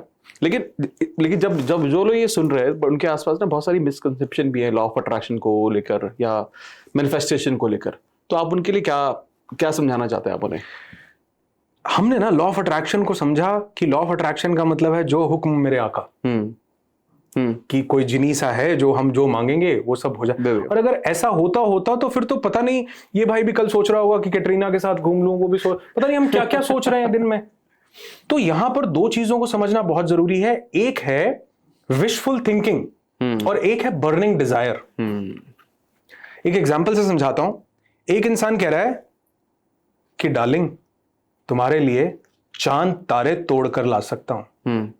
डार्लिंग, तुम्हारे लिए चांद तारे तोड़कर ला सकता हूं, और अगर कल बारिश ना हुई तो मिलने भी आऊंगा। मैं चांद तारे तोड़ के ला सकता हूं, लेकिन बारिश में नहीं, बारिश ना हुई तो मिलने जरूर आऊंगा। यह है विशफुल थिंकिंग, खाली इच्छा करना। एक है बर्निंग डिजायर, किसी भी कीमत पर आपको वो चाहिए। तो ये उस चीज पर डिपेंड करता है कि आपकी डिजायर कितनी बड़ी है, आपका पेन पॉइंट कितना बड़ा है, और कितना बड़ा प्लेजर आपको चाहिए है। अक्सर लोगों को, क्योंकि सुनने वाले को ये अब उनको लगता है कि हाँ मेरी डिजायर तो बहुत बड़ी। मैं अक्सर एक एग्जांपल देता हूं। एक दोस्त के पास एक दूसरा दोस्त गया, उसका डॉगी बैठा हुआ था, उसका डॉगी कू कू कू कू कर रहा था, रो रहा था। उसने अपने दोस्त से पूछा, उसने कहा यार तुम्हारा डॉगी रो रहा है क्यों? कहता ये जहां बैठा है ना, इसके नीचे एक नेल है। कील इसको चुभ रहा है, वो चुभ रहा है इसलिए ये रो रहा है। कहता तो फिर ये यहां से उठ क्यों नहीं जाता? अगर इसको दर्द हो रहा है, रो रहा है, तो ये उठ क्यों नहीं जाता? कहता इतना भी नहीं हो रहा है कि ये उठ जाए। असल में चाहे दर्द हो, चाहे प्लेजर पाने की इच्छा हो, जब तक वो बर्निंग नहीं होगी, जब तक वो बड़ी नहीं होगी, तब तक आप कोई भी स्टेप नहीं ले पाओगे। ठीक उसी तरह लॉ ऑफ अट्रैक्शन में हम स्टेप तब तक नहीं ले पाते, एक तो हमारी बर्निंग डिजायर नहीं है, दूसरा हमारा बिलीफ नहीं है उसके प्रति। करेक्ट। हमने सुना है, मेरा बिलीफ नहीं है उसके प्रति। तो हम, जैसे आप लॉ ऑफ अट्रैक्शन पे काम करते हो, आपके इवेंट्स होते हैं, कोर्सेज होते हैं, तो वहां पे आप देखोगे लोगों को ज्यादा रिजल्ट मिल रहा है। क्यों? क्योंकि एक कम्युनिटी बिल्ड हुई हुई है। वो आसपास में टेस्टिमनीज देख रहे हैं कि अच्छा तुमने ये वाला मैनिफेस्ट किया, तुमने ये वाला मैनिफेस्ट किया, तुमने ये किया। जैसे मैंने स्टार्टिंग में बोला कि टेस्टिमनी मिल रही है तो बिलीफ डेवलप हो रहा है। लेकिन वो इंसान जो उसको ऑकल्ट समझ रहा है, 2 दिन करने के बाद छोड़ दे रहा है, पूरी जिंदगी की। अभी मैं आपको एक एग्जांपल दे रहा था, मैं दोबारा देना चाहूंगा। वहां हम बात कर रहे थे कि एक कोई शिष्य थे, वो अपने गुरु के पास आए मेडिटेशन के लिए। काफी दिन हो गए उन्हें मेडिटेशन करते हुए। तो उन्होंने अपने गुरु से पूछा, उन्होंने कहा जी काफी दिन हो गए, ध्यान नहीं लग रहा, मेडिटेशन नहीं हो रही। तो उनके गुरु ने उनको बिठाकर सामने बुलाकर कहा कि तुम्हें पता है कि तुम्हें 78 जन्म लगे हैं ये रियलाइज होने में कि मुझे मेडिटेशन करनी है, और अब 11 दिन में तुम सोच रहे हो कि मुझे जो है मैं बुद्ध हो जाऊंगा। अभी भी बुद्ध ही हो, बुद्ध नहीं बने। तो वो हम इतनी जल्दी कई बार रिजल्ट चाहते हैं। अब यहां पर मैं एक और कॉन्ट्राडिक्शन देना चाहूंगा कि जल्दी रिजल्ट मिल भी सकते हैं। किसको? जिसकी वाइब्रेशनल फ्रीक्वेंसी हाई है। एक बुक है, आपने जरूर इस पे कभी ना कभी बात की होगी, the map of consciousness explained. इसने लिखी है, मैं नाम भूल रहा हूं, the map of consciousness explained.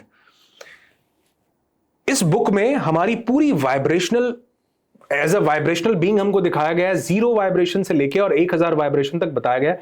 तो अगर मैं सारा दिन गुस्से के वाइब्रेशन में हूं, अगर मैं सारा दिन जेलसी के वाइब्रेशन में हूं, मैं एंगर के मोड में हूं, नेगेटिव इमोशंस में हूं, डॉक्टर फहाद बशीर बोलते हैं 2 ही तरह के इमोशंस हैं, एक है लव और एक है anger, fear, sorry, love and fear. There are only basic 2 emotions. अगर आप कहो कि नहीं और भी इमोशंस होते हैं, जेलसी होती है, वो भी फियर के कारण होती है। अगर आप कहो नहीं हैप्पीनेस भी होता है, वो लव के कारण होता है। There are only basic 2 emotions, love and fear. वो इंसान जो कहीं ना कहीं उस वाइब्रेशनल लेवल पर नहीं है, मतलब मैं चाह तो रहा हूं कि मैं ये पालूं, लेकिन मेरी वाइब्रेशन वहां पे, मैं हूं नहीं वो। तो मैं अक्सर एक बात बोलता हूं, you never attract what you want in your life, you only attract who you are. True. मुझे 2 करोड़ मिल जाए, मुझे 2 करोड़ मिल जाए। अरे भैया, ऊपर वाले ने पैक कर दिए, अब बनो भी तो उसके लायक। उसके लायक बनने के लिए क्या करना पड़ेगा? कर्म करना पड़ेगा। अब आप कहोगे जब कर्म सही मिलता है तो लॉ ऑफ अट्रैक्शन का क्या रोल है? कर्म फिजिकल एक्शन भी है, कर्म मेंटल एक्शन भी है। तो यहां से who you are attracting that particular thing, people, situations. एक कोई लेडी मेरे पास आई, वो बोली कि बड़ा खराब हस्बैंड मिल गया, मैं कुछ और डिजर्व करती थी। काउंसलिंग में मैंने कहा जी मिलता तो वही है जो हम डिजर्व करते हैं। करेक्ट, मुश्किल लगता है थोड़ा, झटका लगता है, क्योंकि हम उनके बिलीफ को, हम उनकी ईगो को ठेस पहुंचा रहे हैं ये बात बोल के। हालांकि बोलनी नहीं चाहिए, लेकिन हम ठेस पहुंचा देते हैं कई बार ये बात बोल के कि हम वही पाते हैं जो हम डिजर्व। मैं तो इससे पता नहीं कितना ज्यादा बढ़िया डिजर्व करता था, मैंने तो कितना काम, अरे जितना हमने काम किया उसका विपरीत कई बार हमने मेंटल नेगेटिव एक्शन कर दिया है, नेगेटिव कर्मा कर दिया है, जिसकी वजह से वो हमें मिला। तो you never attract what you want in your life, you only attract who you are as a human being. आप क्या हो, ह्यूमन बीइंग आप क्या हो, वही आपकी जिंदगी में निकल करके आएगा। तो अगर आपकी वाइब्रेशनल फ्रीक्वेंसी एंगर की है, थोड़ी थोड़ी देर बाद जेलसी है, थोड़ी थोड़ी देर बाद गुस्सा है, थोड़ी थोड़ी देर बाद जो है आप किसी से प्रेम का भाव नहीं रख पा रहे हो, तो आप उस वाइब्रेशनल लेवल पर हो। लेकिन अगर आपकी वाइब्रेशंस हाई है, happiness, blissfulness, Joy, gratitude, sharing, बिना कुछ इच्छा के आप बांटते हो दुनिया के साथ, आप हाई हो। मैं कहता हूं भूल जाओ लॉ ऑफ अट्रैक्शन। आप जो डिजर्व करते हो आप वहां पहुंच जाओगे। फिजिक्स वाला जो डिजर्व करता है वो वहां है, रॉबर्ट कियोसाकी जो डिजर्व करता है वो वहां है, मार्क जुकरबर्ग जो डिजर्व करता है वो वहां है, अमित कुमार जो डिजर्व करता है वो वहां है, अनुराग ऋषि जो डिजर्व करता है वो वहां है। हम जो डिजर्व करते हैं हमारे पास वो है। अगर मैं कहता हूं मैं इससे ज्यादा डिजर्व करता हूं, हो सकता है, लेकिन अभी मैं उस लेवल का कर्म नहीं कर रहा हूं यहां से, मेंटल एक्शंस मेरे वो नहीं है, कहीं ना कहीं डाउट है, कहीं ना कहीं जो है मैं उस स्टेट में नहीं हूं। तो अपनी वाइब्रेशंस को रेज करना है, हाई करना है, उसका सबसे अच्छा तरीका है ग्रैटिट्यूड, शुक्र करो। क्या मजेदार बात है, हम यहाँ बैठे हैं वीडियो रिकॉर्ड कर रहे हैं, शुक्र नहीं है क्या? आपसे हाथ मिला है, मेरा भी हाथ ठंडा हो गया बिल्कुल ऐसे। क्या मजेदार, मतलब हर चीज का शुक्र अदा। जब इंसान, शुक्र हम किस चीज का करते हैं अमित भाई? जो हमारे पास है उसका। जब हमारे पास वो नहीं होता तो भी हम शुक्र करते हैं, तो भी हमारे माइंड को सिग्नल यही जाता है कि ये तुम्हारे पास है। क्योंकि हमारा माइंड इमेजिनेशन और रियलिटी में फर्क नहीं करता, 1% नहीं करता। जितना हम रियलिटी में डरते हैं उतना ही हम इमेजिनेशन में भी डरते हैं, और imagination is more vivid than reality. Imagination में हम ज्यादा डर जाते हैं। करेक्ट। मतलब हम सब एडल्ट्स बैठे हैं, कई बार जो फैंटेसी इमेजिनेशन में हो जाती है रियलिटी में नहीं होती। बिल्कुल, राइट या रॉन्ग? Absolutely, absolutely. इमेजिनेशन में भी वही केमिकल्स रिलीज हो जाते हैं। अगर आप यहां से खुश हो तो भी वही केमिकल्स रिलीज हो रहे हैं। और मैं अक्सर एक स्टोरी सुनाता हूं, उसके बाद मैं आगे बढ़ना चाहूंगा। ये स्टोरी सुना के ओशो से सुनी थी मैंने, जिंदगी का बहुत कुछ उनसे सीखा है। एक स्टोरी सुनाते हैं डायोजनीस की, कि सिकंदर जो है, सिकंदर हिंदुस्तान जीतने के लिए निकल पड़ा। उसको पता चला कि कोई एक सेंट है, कोई बाबा है, कोई फकीर है, डायोजनीस नाम है उसका, बड़ा खुश है। ऐसा है जैसा दुनिया का राजा वो, सिकंदर ना हो। सैनिकों ने बताया, भैया ये कैसे हो सकता है, अपने पास सारी दुनिया, फौज फाटा, हम पता नहीं अपन क्या क्या जीत के आ रहे हैं, हमसे ज्यादा खुश कोई। पहुंचता है, कहते हैं वो जो डायोजनीस था कपड़े उपड़े भी नहीं डालता था, समंदर किनारे लेट के धूप सेका करता था, लेटा हुआ था। सिकंदर पहुंचा, उसने कहा तुम हो डायोजनीस? उसने कहा हाँ। उसने कहा सुना है तुम बड़े खुश रहते हो, तुम्हारे पास तो कुछ नहीं दिखता, कपड़े तक नहीं है, और मेरे पास तो इतना साम्राज्य और फौज फाटा और पता नहीं क्या क्या है मेरे पास, और तुम बहुत, मैं इतना खुश नहीं हूं जितने तुम हो। तो उसने कहा कि खुश होने के लिए ये चीजें नहीं चाहिए, तुम अभी खुश हो सकते हो। वो उससे काफी देर कन्वर्सेट करता है। सिकंदर को लग जाता है यार वाकई ये बंदा ना मतलब मस्त है, इसके पास, इसको जो चाहिए, इसके पास आनंद की वो अनुभूति है। सिकंदर उसको बोलता है कि जो जाने से पहले कहता है, एक दिन मैं भी जरूर डायोजनीस होना चाहूंगा। एक दिन मैं भी जरूर डायोजनीस होना चाहूंगा, और ऊपर वाले से दुआ करूंगा कि अगले जन्म में मुझे सिकंदर नहीं, मुझे डायोजनीस बनाना। डायोजनीस बोलता है उसके लिए अगले जन्म की जरूरत नहीं है, कपड़े उतार और लेट जा मेरे साथ, तुम अभी डायोजनीस हो सकते हो, अगले जन्म की जरूरत नहीं है। सिकंदर कहता है माफ करना, मैं इस जन्म में तो नहीं हो सकता, मुझे जाना है। तो डायोजनीस का जवाब होता है तुम किसी जन्म में भी नहीं हो सकते। फिर अगर हो सकते हो तो तुम आज ही हो सकते हो, क्योंकि इसके लिए कुछ चाहिए नहीं है। कहता मैं नहीं हो सकता, मैं आपके लिए कुछ कर सकता हूं। कहता हाँ, तूने धूप रोक रखी है, जरा साइड हो जाओ और धूप आने दे, क्योंकि इससे मुझे खुशी मिल रही है। तो आपको जो खुशी का एहसास, आनंद की अनुभूति है ना, वो किसी भी चीज से मिल सकती है। मैं आपके साथ बैठा हूं, बातें कर रहा हूं, पता है बीच में 15 बार गूज़बम्स आए हैं, रोंगटे खड़े हुए। ये जो हमारी कन्वर्सेशन लगभग 1 घंटे की हो चुकी होगी, इस 1 घंटे में हम में से किसी को भी याद नहीं है कि हमारी जिंदगी की स्टेट क्या है। तो 1 मिनट 1 सेकंड के अंदर 3.8 मिलियन नए सेल्स आते हैं, आपको पता है? एक गूगल कीजिएगा, एक सेकंड में 3.8 मिलियन सेल्स आते हैं एक सेकंड में। एक घंटे में करोड़ों सेल्स आते हैं, अरबों सेल्स आते हैं। हमारे जो इस टाइम एक घंटे के जो नए सेल्स आए हैं ना, बड़े क्रांतिवीर आए हैं वो। हमने जो एक घंटा गुजारा है, हमें पता नहीं है जिंदगी में कहां बाहर क्या हो रहा है। भैया धूप है, सर्दी है, गर्मी है, बारिश है। क्यों? क्योंकि हमारी जो करंट स्टेट है, इसने हमारे नए सेल्स को प्रोग्राम किया। और यही आपकी जितनी ऑडियंस सुन रही है, जितने लोग इसको सुन रहे हैं, अगर वो इसमें खोए रहे होंगे तो आपने अपनी एक नई स्टेट को प्रोग्राम किया है, अभी अपनी स्टेट को बदला है। आप भी डायोजनीस हो सकते हो, मैं भी हो सकता हूं, ये भी हो सकता है। इसलिए हमने अपनी जिंदगी में सबसे बड़ी जिस चीज को पाना है वो अपनी स्टेट को हासिल करना है। कभी भी, किसी भी मोमेंट, जब भी आप डिप्रेशन, स्ट्रेस या किसी भी इस तरह की स्टेट में हो, सिर्फ एक चीज सोचना कि अगर मेरे दिमाग में कोई नेगेटिव थॉट आ रहा है अमित भाई, तो मेरा जो नया सेल आ रहा है ना, वो इस थॉट को लेकर के बीमार हो रहा है, मुझे उसको अच्छी स्टेट देनी है। तो आपने पूछा कैसे हम इसको डे टू डे लाइफ में इंप्लीमेंट कर सकते हैं? सिर्फ अपनी स्टेट को बदल लो। और इसके लिए मैंने कुछ एंकर रखे हुए हैं। अगर मुझे कभी भी कुछ नेगेटिव या कुछ भी ऐसा, तो मैंने ये एंकरिंग सेट की हुई है। मैं ऐसे कर लेता हूं, मैं ऐसे कर लेता हूं। और जब स्टार्टिंग में मैंने इस प्रैक्टिस को करना शुरू किया तो मैंने यहाँ बैंड बांध लिया था, एक मतलब मोली हम उसको बोलते हैं, वो मोली बांध ली थी। उससे मुझे याद, मैं जब भी देखता था तो अब भी अगर मुझे कुछ लगता है कुछ, मैं ऐसे, मैं वापस चला, एंकर हो जाता है। ये एक बड़ी पावरफुल टेक्निक है एंकरिंग, एनएलपी की। तो किसी भी चीज से आप एंकर कर सकते हो। मैंने कुछ एक दो चीज बताना नहीं चाहूंगा, लेकिन मैंने कुछ एक दो चीजों को अपनी मुट्ठी में एंकर कर रखा है। जब भी मैं ऐसे करता हूँ वहां पहुंच जाता हूँ, जब भी मैं ऐसे करता हूँ कहीं और पहुंच जाता हूँ। तो मैं अपनी स्टेट को बदल लेता हूँ।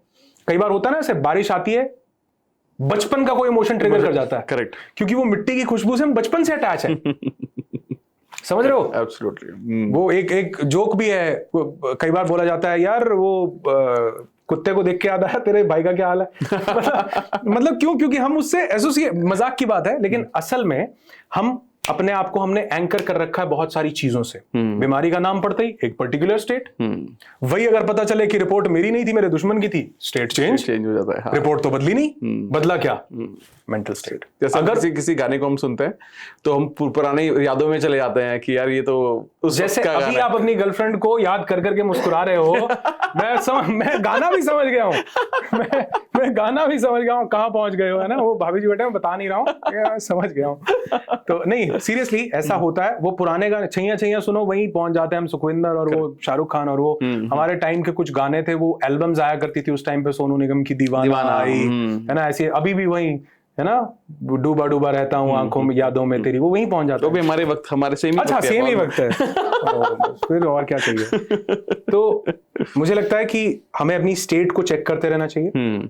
कभी भी कुछ ऐसा जो हमारे आने वाले सेल्स को नेगेटिवली प्रोग्राम कर सकता है, एंकर कर लो, चेंज कर लो, अपने थॉट को चेंज कर लो। और कुछ नहीं कर सकते, अमित जी का वीडियो देख लो। अब हम बहुत इंटरेस्टिंग पार्ट में आ चुके हैं इस पूरे सेशन के, जिसमें हम बात करने वाले हैं रैपिड फायर की। लेकिन ये rapid fire quick rapid fire नहीं कि वन वर्ड में आंसर नहीं देना आपको, ठीक है? फायर है, रैपिड को छोड़। तो बेसिकली हो सकता है कि बहुत सारी चीजें जो हमने बात की है उसी को कंक्लूड करेंगे अलग अलग तरीके से। लेकिन यहाँ पर लोगों को बहुत सारी चीजें समझ में वापस से आएंगी और maybe it will help them to have the revision of this entire podcast also. तो मेरा जो पहला जो सवाल है वो ये है कि आपकी जो कोचिंग की जो पूरी जर्नी है, उसकी आपकी जो बेस्ट मैनिफेस्टेशन की जो स्टोरी है वो क्या है?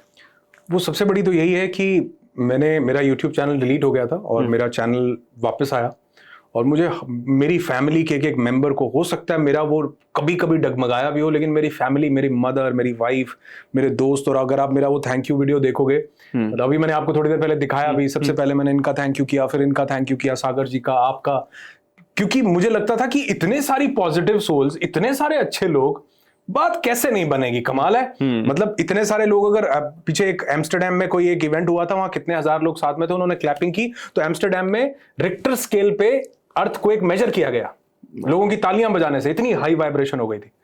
मैंने कहा जब इतनी पावरफुल सोल्स मेरे साथ हैं जो मेरे लिए दुआ कर रहे हैं, ऐसा कर रहे हैं, तो ये हो ही नहीं सकता। तो वो अलग बात है कि जब हम अपने आप को एक बिलीफ देते हैं ना, कई बार तो वो यूनिवर्स पूरा का पूरा उसके लिए जुट जाता है। किसी की मैनिफेस्टेशन जल्दी होती है, किसी की देर से होती है। वो डिपेंड इस बात पर करता है कि आपका वाइब्रेशनल लेवल क्या है। आपके बैट में पावर है 200 की, तो 200 के हिसाब से बॉल जाएगी। आपके बैट में पावर है 1000 की, तो 1000 के हिसाब से जाएगी। तो मुझे लगता है कि अगर आप उस हाई वाइब्रेशन पे हो, इसलिए मैंने वो बुक बताई, डेविड हॉकिंस, अभी चित्रेश जी ने बताया, उनका ऑथर है, the map of consciousness explain. जरूर चेक कीजिए कि आप किस वाइब्रेशनल लेवल पर हो।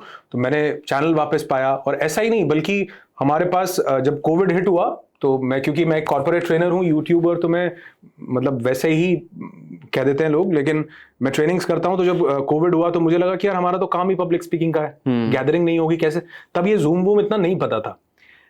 तो जब ये सब कुछ हुआ तो मुझे लगा कि नहीं यार, काम तो मैं बहुत कर रहा हूं। मैंने अपने आप को रेगुलर यही विजुअलाइजेशन दिया, यही बिलीव दिया, और मैं अपने आप को काम करता हुआ देखता भी कि मैं बोल रहा हूं, लाखों लोग हैं, बोल रहा हूं लाखों। तो मुझे लगा यार ये तो दुनिया का तू इस पेंडेमिक को थोड़ा बदल देगा। कि कैसे, एक बार तो मुझे ये भी लगा, तो मैंने कहा नहीं यार, चट्टानें हिल सकती हैं, कुछ भी हो सकता है। मैंने अपना विश्वास नहीं है, मैंने वो लिखना शुरू किया रेगुलरली, उसको विजुअलाइज कर, उसको इंटेंस फीलिंग देनी शुरू की, उसकी इनकम से आने वाले पैसे को देखना शुरू किया कि वो क्या क्या वैल्यू ऐड कर रहा है लाइफ में, मेरी में और लोगों की लाइफ में। तो आप यकीन मानो, जितना काम मैंने उस लॉकडाउन के 3 महीने में किया, उतना मैंने अपनी पूरी जिंदगी में नहीं किया। ये एग्जैजरेशन लग सकती है, लेकिन ये सत्य है। मैंने इतने इवेंट्स किए, मतलब ऊपर कोट डाल के और नीचे मैं बैठ, क्योंकि कोविड कैमरा वेबकैम चल रहा है और आप इवेंट पे, सुबह का इवेंट, शाम का इवेंट। अब मैं बता रहा हूँ, मैं कहीं इवेंट के लिए जाता हूँ तो मेरे 3 दिन लगते हैं एक दिन का इवेंट। तो फ्लाइट लेनी, जाना, आना, पहुंचना। अभी पीछे एक इवेंट था साउथ में, तो वहां जाने आने में ही 4 दिन थे, इवेंट अलग था 2 दिन का। तो 2 दिन के इवेंट के लिए 6 दिन देने हैं। यहां मैं 2 दिन लगा के 6 इवेंट कर पा रहा हूँ। सुबह अलग इवेंट है, शाम को अलग इवेंट है, सबको टाइम। तो मुझे नहीं पता वो कैसे हुआ, लेकिन मैंने 3 महीने में 100 इवेंट किए। 100। और मतलब आप सोचो ये कैसे पॉसिबल हो सकता है। तो मुझे ये लगता है कि कहीं ना कहीं वो माइंड में एक बिलीफ डेवलप हुआ, मैंने उसके अराउंड चीजें सोचनी शुरू की, काम करना शुरू किया। It happened. Amazing, amazing. तो आपके लिए व्हाट डू यू थिंक, जो मॉर्निंग रिचुअल जो आप प्रेफर करते हो, इज इट मेडिटेशन और अफर्मेशन राइटिंग? देखो, मैं सुबह उठकर ना, मैं कोशिश करता हूं कि मैं जितना ज्यादा देर तक मौन रह सकूं, विचारों से भी। स्टार्टिंग में थोड़ा मुश्किल था, लेकिन अब धीरे धीरे करके मेरी कैपेसिटी, या जो मैं कहूँ कि ये 35-40 मिनट्स की हो गई है। मैं उठ करके अपने बेड पर आराम से बैठ जाता हूँ। सबसे पहले तो मैं स्वर विज्ञान को बहुत मानता हूँ, और स्वर विज्ञान की हर एक चीज़ को फॉलो करता हूँ। बाकायदा नोट करता हूँ कोई भी काम शुरू करने से पहले, कौन सा नॉस्ट्रल चल रहा है, कौन सा नहीं चल रहा है। क्योंकि ये वो ज्ञान है जो कहते हैं भगवान शंकर ने विज्ञान भैरव तंत्र में माता पार्वती को दिया था। हमारी चीजों में बहुत इंपैक्ट डालता है। हमारी 72,000 नाड़ियां चल रही हैं शरीर में। मेडिकल साइंस के पार सोच के अभी ये परे चीजें हैं। धीरे धीरे ये मैं नहीं कह रहा हूं ये नहीं है, धीरे धीरे उनको भी समझ में आएगा, लेकिन अभी वो इस चीज को नहीं मानते। वो सिर्फ वो ये जो वेन्स जो दिख रही हैं इन्हीं को मानते हैं, वो जिनमें प्राण शक्ति प्रवाहित हो रही है। मैं अक्सर ये बात बोलता हूं, मैंने कहा यार अगर हम, वो कहते हैं ऑक्सीजन ही हमें चला रही है, मैंने कहा अगर ऑक्सीजन ही चला रही है तो फिर 25-30 सिलेंडर तो मैं रख के जाऊंगा कि जिस दिन जाऊं ये लगाते रहना, ठोको ताली, कुछ नहीं होगा। कुछ नहीं होगा, क्योंकि चला तो प्राण रहा है, वो तो वेन्स में नहीं है। वो कहां प्रवाहित हो रहा है? वो उन 72,000 नाड़ियों में प्रवाहित हो रहा है। तो वो 72,000 नाड़ियां, उनमें भी 3 नाड़ियां बहुत अहम है, इड़ा, पिंगला और सुषुम्ना। इड़ा हमारी लेफ्ट, पिंगला हमारी राइट, सुषुम्ना उन दोनों के मध्य में। आप अभी भी चेक करो, आपकी एक नॉस्ट्रल चल रही होगी, लेफ्ट या राइट? मेरी राइट चल रही है, मैं एजिटेशन के मोड में हूं इस टाइम। मेरी लेफ्ट चल रही है। आप कामनेस के मोड में हो इस टाइम। आप सुन रहे हो, आराम से बैठे हो, एक क्वेश्चन पूछ रहे हो। तो जब जो हमारी लेफ्ट नाड़ी है, ये हमारी चंद्र नाड़ी है, इड़ा नाड़ी। हमको कोई भी रिलैक्सेशन का काम करना है तब करना है जब ये एक्टिव हो। हमको कोई भी वीर रस की कविता गानी है तब करनी है जब ये एक्टिव हो। और दिन में हर 2 से 6 घंटे में ऐसा टाइम आता है जब ये दोनों नाड़ियां एक से दूसरे में शिफ्ट होती है, और शिफ्ट के बीच में सुषुम्ना चलती है। हम कई बार, हमने बोला ना, दिन में कई बार कई बातें बोल दो, सच हो जाती है। उस टाइम पे सरस्वती जुबान पे, एक्चुअल में उस टाइम पे सुषुम्ना नाड़ी चल रही होती है। सुषुम्ना नाड़ी आपकी रीढ़ की हड्डी के चारों तरफ उठता हुआ एक स्पाइरल, जिसको हमने कुंडलिनी भी बोला है। उस डिटेल में नहीं जाएंगे, लेकिन वो सुषुम्ना, तो कहने आगे चली गई बात। कहने का मतलब है कि मैं अपने दिन की शुरुआत इस बात से चेक करके करता हूं कि मेरी कौन सी नॉस्ट्रल एक्टिवेट है, उस साइड से मुझे उठना है, मुझे वो पैर सबसे पहले रखना है जो मेरी नॉस्ट्रल, क्योंकि वहां से एनर्जी फ्लो हो रही है मेरी बॉडी में। अभी इन चीजों को साइंस के लिए समझना, इंसान के अंदर आत्मा को, इन सब चीजों को अभी बल्कि बड़ी बेसिक सी एक चीज है अमित भाई, हम क्योंकि हम थोड़ा रूरल बैकग्राउंड से आते हैं, तो वहां पर आप देखोगे एक इंसान को प्रॉब्लम होती है, उसको बोलते हैं धरन होती है। हाँ, करेक्ट। नाभि डिग जाना, करेक्ट। आप डॉक्टर, आप मतलब मैं विद ड्यू रिस्पेक्ट मानते ही नहीं हो तो विद ड्यू, वो आपको पेट की दवाई 25 दिन भी वो दवाई खाते रहो, वो नहीं ठीक होगी। लेकिन वो इंसान जो आपकी धड़न को मल देता है, हाँ। या वायु से या लेट करके टांग उठा कैसे भी उसको बैलेंस करता है, वो एक बार की एक्सरसाइज में हमने खुद कई बार करवाया। हमारे बॉडी के अंदर 5 अलग अलग वायु है, अपान व्यान उदान समान। वो सब वायु का बैलेंस जो है हमारी नाभि में है। अपान उदान 2 वायु अलग अलग शरीर को बांटे हुए हैं। वो जो वायु का प्रवाह ऊपर हो जाएगा वहां चढ़ जाएगी, भारी चीज उठाने से, झटका लगने से, डर लगने से, धड़न डिसबैलेंस। कोई है ही नहीं मेडिकल साइंस, बिल्कुल मानते ही नहीं वो बिल्कुल भी। लेकिन वो असल में वायु है। और आप इसको तो बल्कि महसूस किया जा सकता है कि अपने फिंगर्स को अपनी नाभि के ऊपर रखो, धड़कन टप टप टप टप करेगी। अगर वो ऊपर है, धड़न ऊपर चढ़ी हुई है, अगर नीचे है तो नहीं। तो गट हमेशा डिसबैलेंस रहेगा, जिसकी धड़न नीचे। मेरी मदर करती थी इसको। अच्छा, वाह, फिर तो हम बड़ी सही जगह। वाइब्रेशंस कैसे मैच हो रही हैं, वही एग्जांपल निकल के आया। तो मैं ये आपको बताना चाह रहा था कि वो 72,000 नाड़ियां हमारे प्राण को प्रवाह कर रही हैं, इड़ा पिंगला सुषुम्ना। अगर उनके हिसाब से अपने दिन को मैनेज किया जाए थोड़ा सा, कि अगर मुझे खाना खाना है तो कौन सी नाड़ी चल रही हो खाना है, वो डाइजेस्ट कब हो जाएगा। पिंगला में सूर्य नाड़ी है, तेज चल रही है। ये चंद्र नाड़ी है, लाइट है, ठंडी है। जब भी आपको बुखार, किसी भी इंसान को दुनिया में कभी भी बुखार हो, किसी भी तरह का, जो ट्रीटमेंट आप कर रहे हो करते रहो। बस दिन में कोशिश करो कि आधा घंटा आपको सांस अपनी लेफ्ट नॉस्ट्रल से लेनी है। लेफ्ट से लेनी, लेफ्ट से छोड़नी, लेफ्ट से। ये चंद्र नाड़ी है, ठंडी होती है, इसकी प्रवृत्ति ठंडी होती है। आपका जो अंदर बुखार है किसी भी तरह का, मैं कहता हूं भगवान करे आपको कभी दिक्कत ना हो, लेकिन अगर कभी परेशानी होती हो तो इसको आजमा के देखना। लेफ्ट नाड़ी से सांस लेनी शुरू करो, आप देखोगे बुखार में रिडक्शन मिलेगा। बीपी हाई हो रखा हो, लेफ्ट नॉस्ट्रल से सांस लो। बीपी लो रखा हो, राइट, ये अग्नि है, सूर्य नाड़ी, पिंगला फायर का एलिमेंट है। मैं अपने दिन की शुरुआत स्वर विज्ञान से करता हूं, उसको समझ करके थोड़ा, मैंने बल्कि इस पे अभी रिसेंटली कोर्स भी बनाया है। तो मुझे था कि ये चीजें जन जन तक पहुंचे और बहुत ही नॉमिनल इसमें, मतलब हर एक इंसान तक हम इसको पहुंचा सकें। और अभी 2-3 दिन में हमारी वेबसाइट पे वो बल्कि लाइव भी होने वाला है। अमेजिंग। मैं चाहता था सब लोगों के पास, तो इससे मैं शुरुआत करता हूं अपने दिन की। और फिर धीरे धीरे मैं चाहता हूं कि मैं थोड़ी देर मौन में बैठूं, शांत रहूं, जितना हो सकता है उतना शांत रहूं। शांति सिर्फ मुंह की नहीं, मैंने बहुत से लोग देखे हैं वो पहले करते थे कि मौन व्रत रखते थे। मौन व्रत रख के उनको कुछ मौन का मतलब सिर्फ शब्दों का मौन नहीं है, मौन का मतलब विचारों का मौन है। शब्द बोल लो कोई बात नहीं, वो मौन व्रत नहीं टूटेगा, लेकिन विचार नहीं आने दो, रिलैक्स। और उसका सबसे अच्छा तरीका है अपनी आती जाती सांसों को देखो। अमेजिंग। शांति से बैठ जाओ, तो उससे मैं अपने दिन की शुरुआत करता हूँ। बहुत ही सुंदर यार, अमेजिंग यार, बहुत कुछ जानने को मिला, समझने को मिला। ये एस्पेक्ट भी मेरे को भी समझने की जरूरत है, क्योंकि अपनी लाइफ में कुछ बहुत सारी चीजें इंप्लीमेंट करने के लिए। तो this is so good, thank you so much, thank you so much. तो अगला सवाल मेरा ये कि व्हाट डू यू प्रेफर मोर, आपको क्या लगता है कि ज्यादा इफेक्टिव क्या होगा, विजुअलाइजेशन करना या अफर्मेशन राइटिंग करना? मुझे ऐसा लगता है कि एफर्मेशन LKG है और विजुअलाइजेशन PhD है। ओह वाह। क्योंकि विजुअलाइजेशन बिना एफर्मेशन के हो नहीं सकती। आप जिसको विजुअल समझ रहे हो, एक्चुअल में उसमें एफर्मेशन इंक्लूडेड है। जैसे मैंने अभी एग्जांपल दिया कि कोई इंसान भाव कुछ और ले रहा है, लेकिन वो बोले जा रहा है। तो कई बार एफर्मेशंस करने वाले ये मिस्टेक कर जाते हैं। और दूसरा एक बहुत बड़ा कैच है, बहुत बड़ा। इस कैच से मैंने अपने लॉ ऑफ अट्रैक्शन वाले पार्टिसिपेंट्स को 100x रिजल्ट्स दिए हैं। ये कैच ये है कि जब भी मैं एफर्मेशंस बोलता हूं तो मेरा कॉन्शियस उसमें इन्वॉल्व है। कहां? कॉन्शियस भी इन्वॉल्व है, correct. I am rich, I am rich, I am rich, मेरा कॉन्शियस इन्वॉल्व है। जबकि मुझे तो कॉन्शियस को हटाना है, अगर मुझे सब कॉन्शियस में कुछ भेजना है तो। लेकिन अगर आप बोल रहे हो कि I am rich, I am healthy, I am wealthy, I am living like a king, और मैं उसको सुन रहा हूं, तो मेरा कॉन्शियस नहीं है। अगर मैं एफर्म कर रहा हूं तो मेरा तो कॉन्शियस बात कर रहा है यार। करेक्ट, एफर्टलेस हो रहा है। एफर्मेशंस काम करती हैं, लेकिन विजुअलाइजेशन अगर आप करते हो, विजुअल उसको, क्योंकि आपका दिमाग एफर्मेशन से ज्यादा वो तो उसके लिए तो सब चीजें पिक्चर्स में ही स्टोर्ड है ना। उसने तो वर्ड्स में स्टोर ही नहीं कर रखी। मैं एप्पल बोलूं तो आपके दिमाग में APPLE लिखा आएगा या सेब की फोटो आएगी। उसने सब कुछ विजुअल्स में स्टोर किया है, उसकी लैंग्वेज ही विजुअल है। तो सबकॉन्शियस को अगर आपने सही से प्रोग्राम करना है तो एफर्मेशंस की जगह विजुअलाइजेशंस कीजिए। एफर्मेशंस हमको एक गाइड जरूर करती हैं। जैसे मैं अक्सर एक एग्जांपल देता हूं मोहम्मद अली का, कैशियस क्ले, रिंग में आते थे, I am the champion, I am the best, I am the champion, वो उसको एक फीलिंग देता था, उससे रिलेटेड उसके पास एक इमोशन, एक फीलिंग आ जाती थी। लेकिन अगर मुझे अपने सब कॉन्शियस को प्रोग्राम करना है कहीं ना कहीं, वो कॉन्शियस के लिए मैंने अभी मैच लड़ना है, बहुत बढ़िया।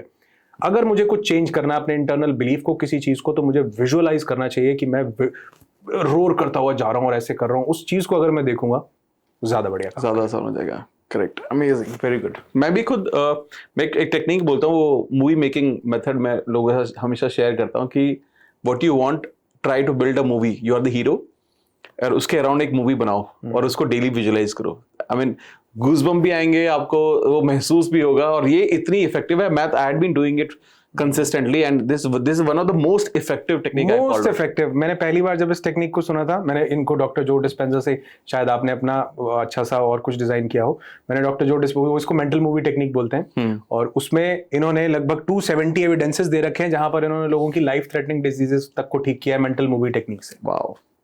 और आप देखोगे जब आप यू आर द प्लेसिबो और बिकमिंग सुपर नेचुरल, उनकी एक बुक है, उस बुक को आप पढ़ोगे तो उसके अंदर उन्होंने बकायदा उनके प्रिंट आउट्स भी लगाए हुए हैं, उनके मेंटल सारे ईसीजी, ईईजी सब रिपोर्ट्स भी लगाई हैं, उनके वो जो थर्मोग्राफिक जो वो होती है इमेजेस, वो भी लगाई हुई है। तो अगर आप मेंटल मूवी बड़ी पावरफुल चीज है, और नो डाउट कि आपके लोगों को इससे रिजल्ट मिल रहे होंगे, नो डाउट।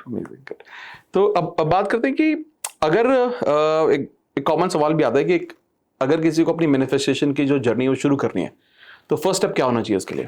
उसका सबसे फर्स्ट स्टेप ये होना चाहिए कि उसको अपनी वाइब्रेशंस को रेज करना है।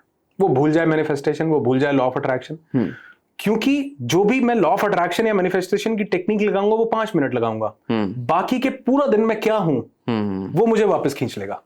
तो मुझे अपनी स्टेट बदल, जैसे मैंने बोला मूड बदलना है, सबसे पहले स्टेट बदलना है, तो मुझे अपनी वाइब्रेशन बदलनी है। वाइब्रेशन कैसे बदली जाएगी, आपने बहुत सारे वीडियोस में बताया है। कई लोग इस बात को बताते हैं कि वाइब्रेशन बदलने के लिए मुझे हायर लेवल पर जाना पड़ेगा। कौन कौन सी चीजें हायर लेवल पर लेकर के जाती है? द लॉ ऑफ शेयरिंग, जितना बांटोगे आपको ऊंचा लेकर के जाता है। द लॉ ऑफ ग्रैटिट्यूड, जितना शुक्र अदा करोगे आपको बहुत ऊंचा लेकर के जाता है। तो नेचर के साथ कनेक्ट करो, नेचर की वाइब्रेशन बहुत हाई है, बहुत पावरफुल है। करेक्ट।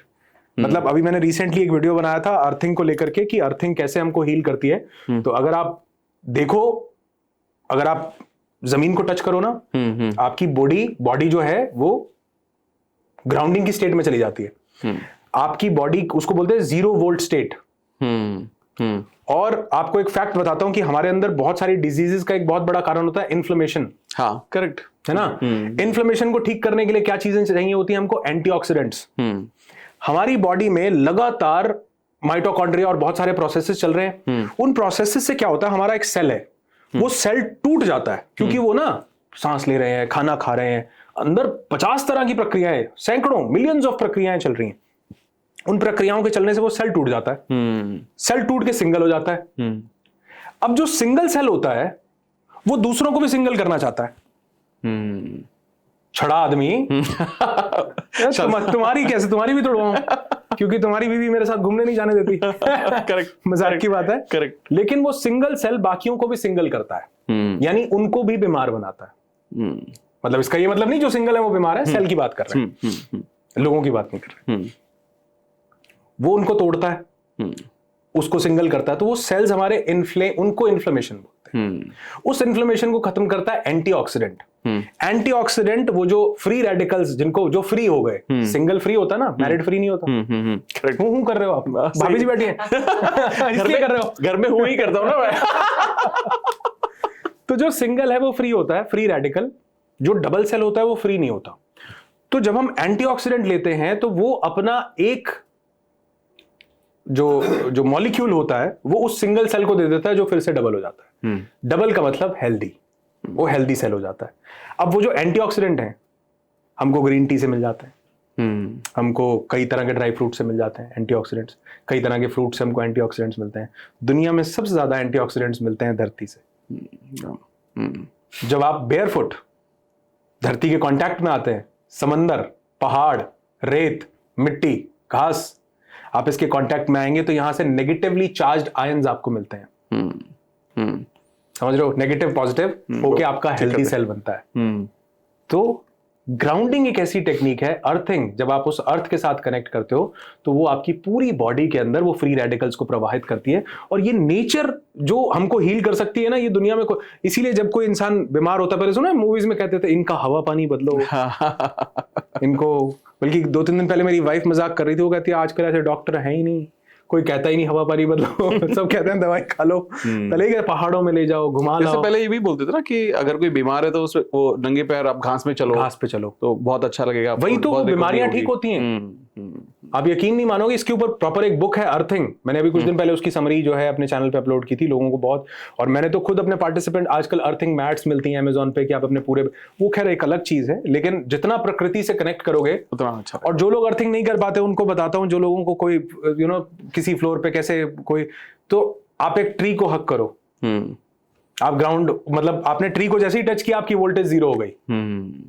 उससे भी नेगेटिवली चार्ज आयंस हमको मिलते रहते हैं ट्री को टच करने से।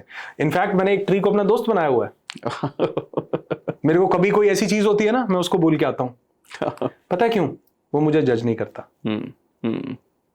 ट्रू वो मेरी बात पर मेरे साथ खड़ा रहता है।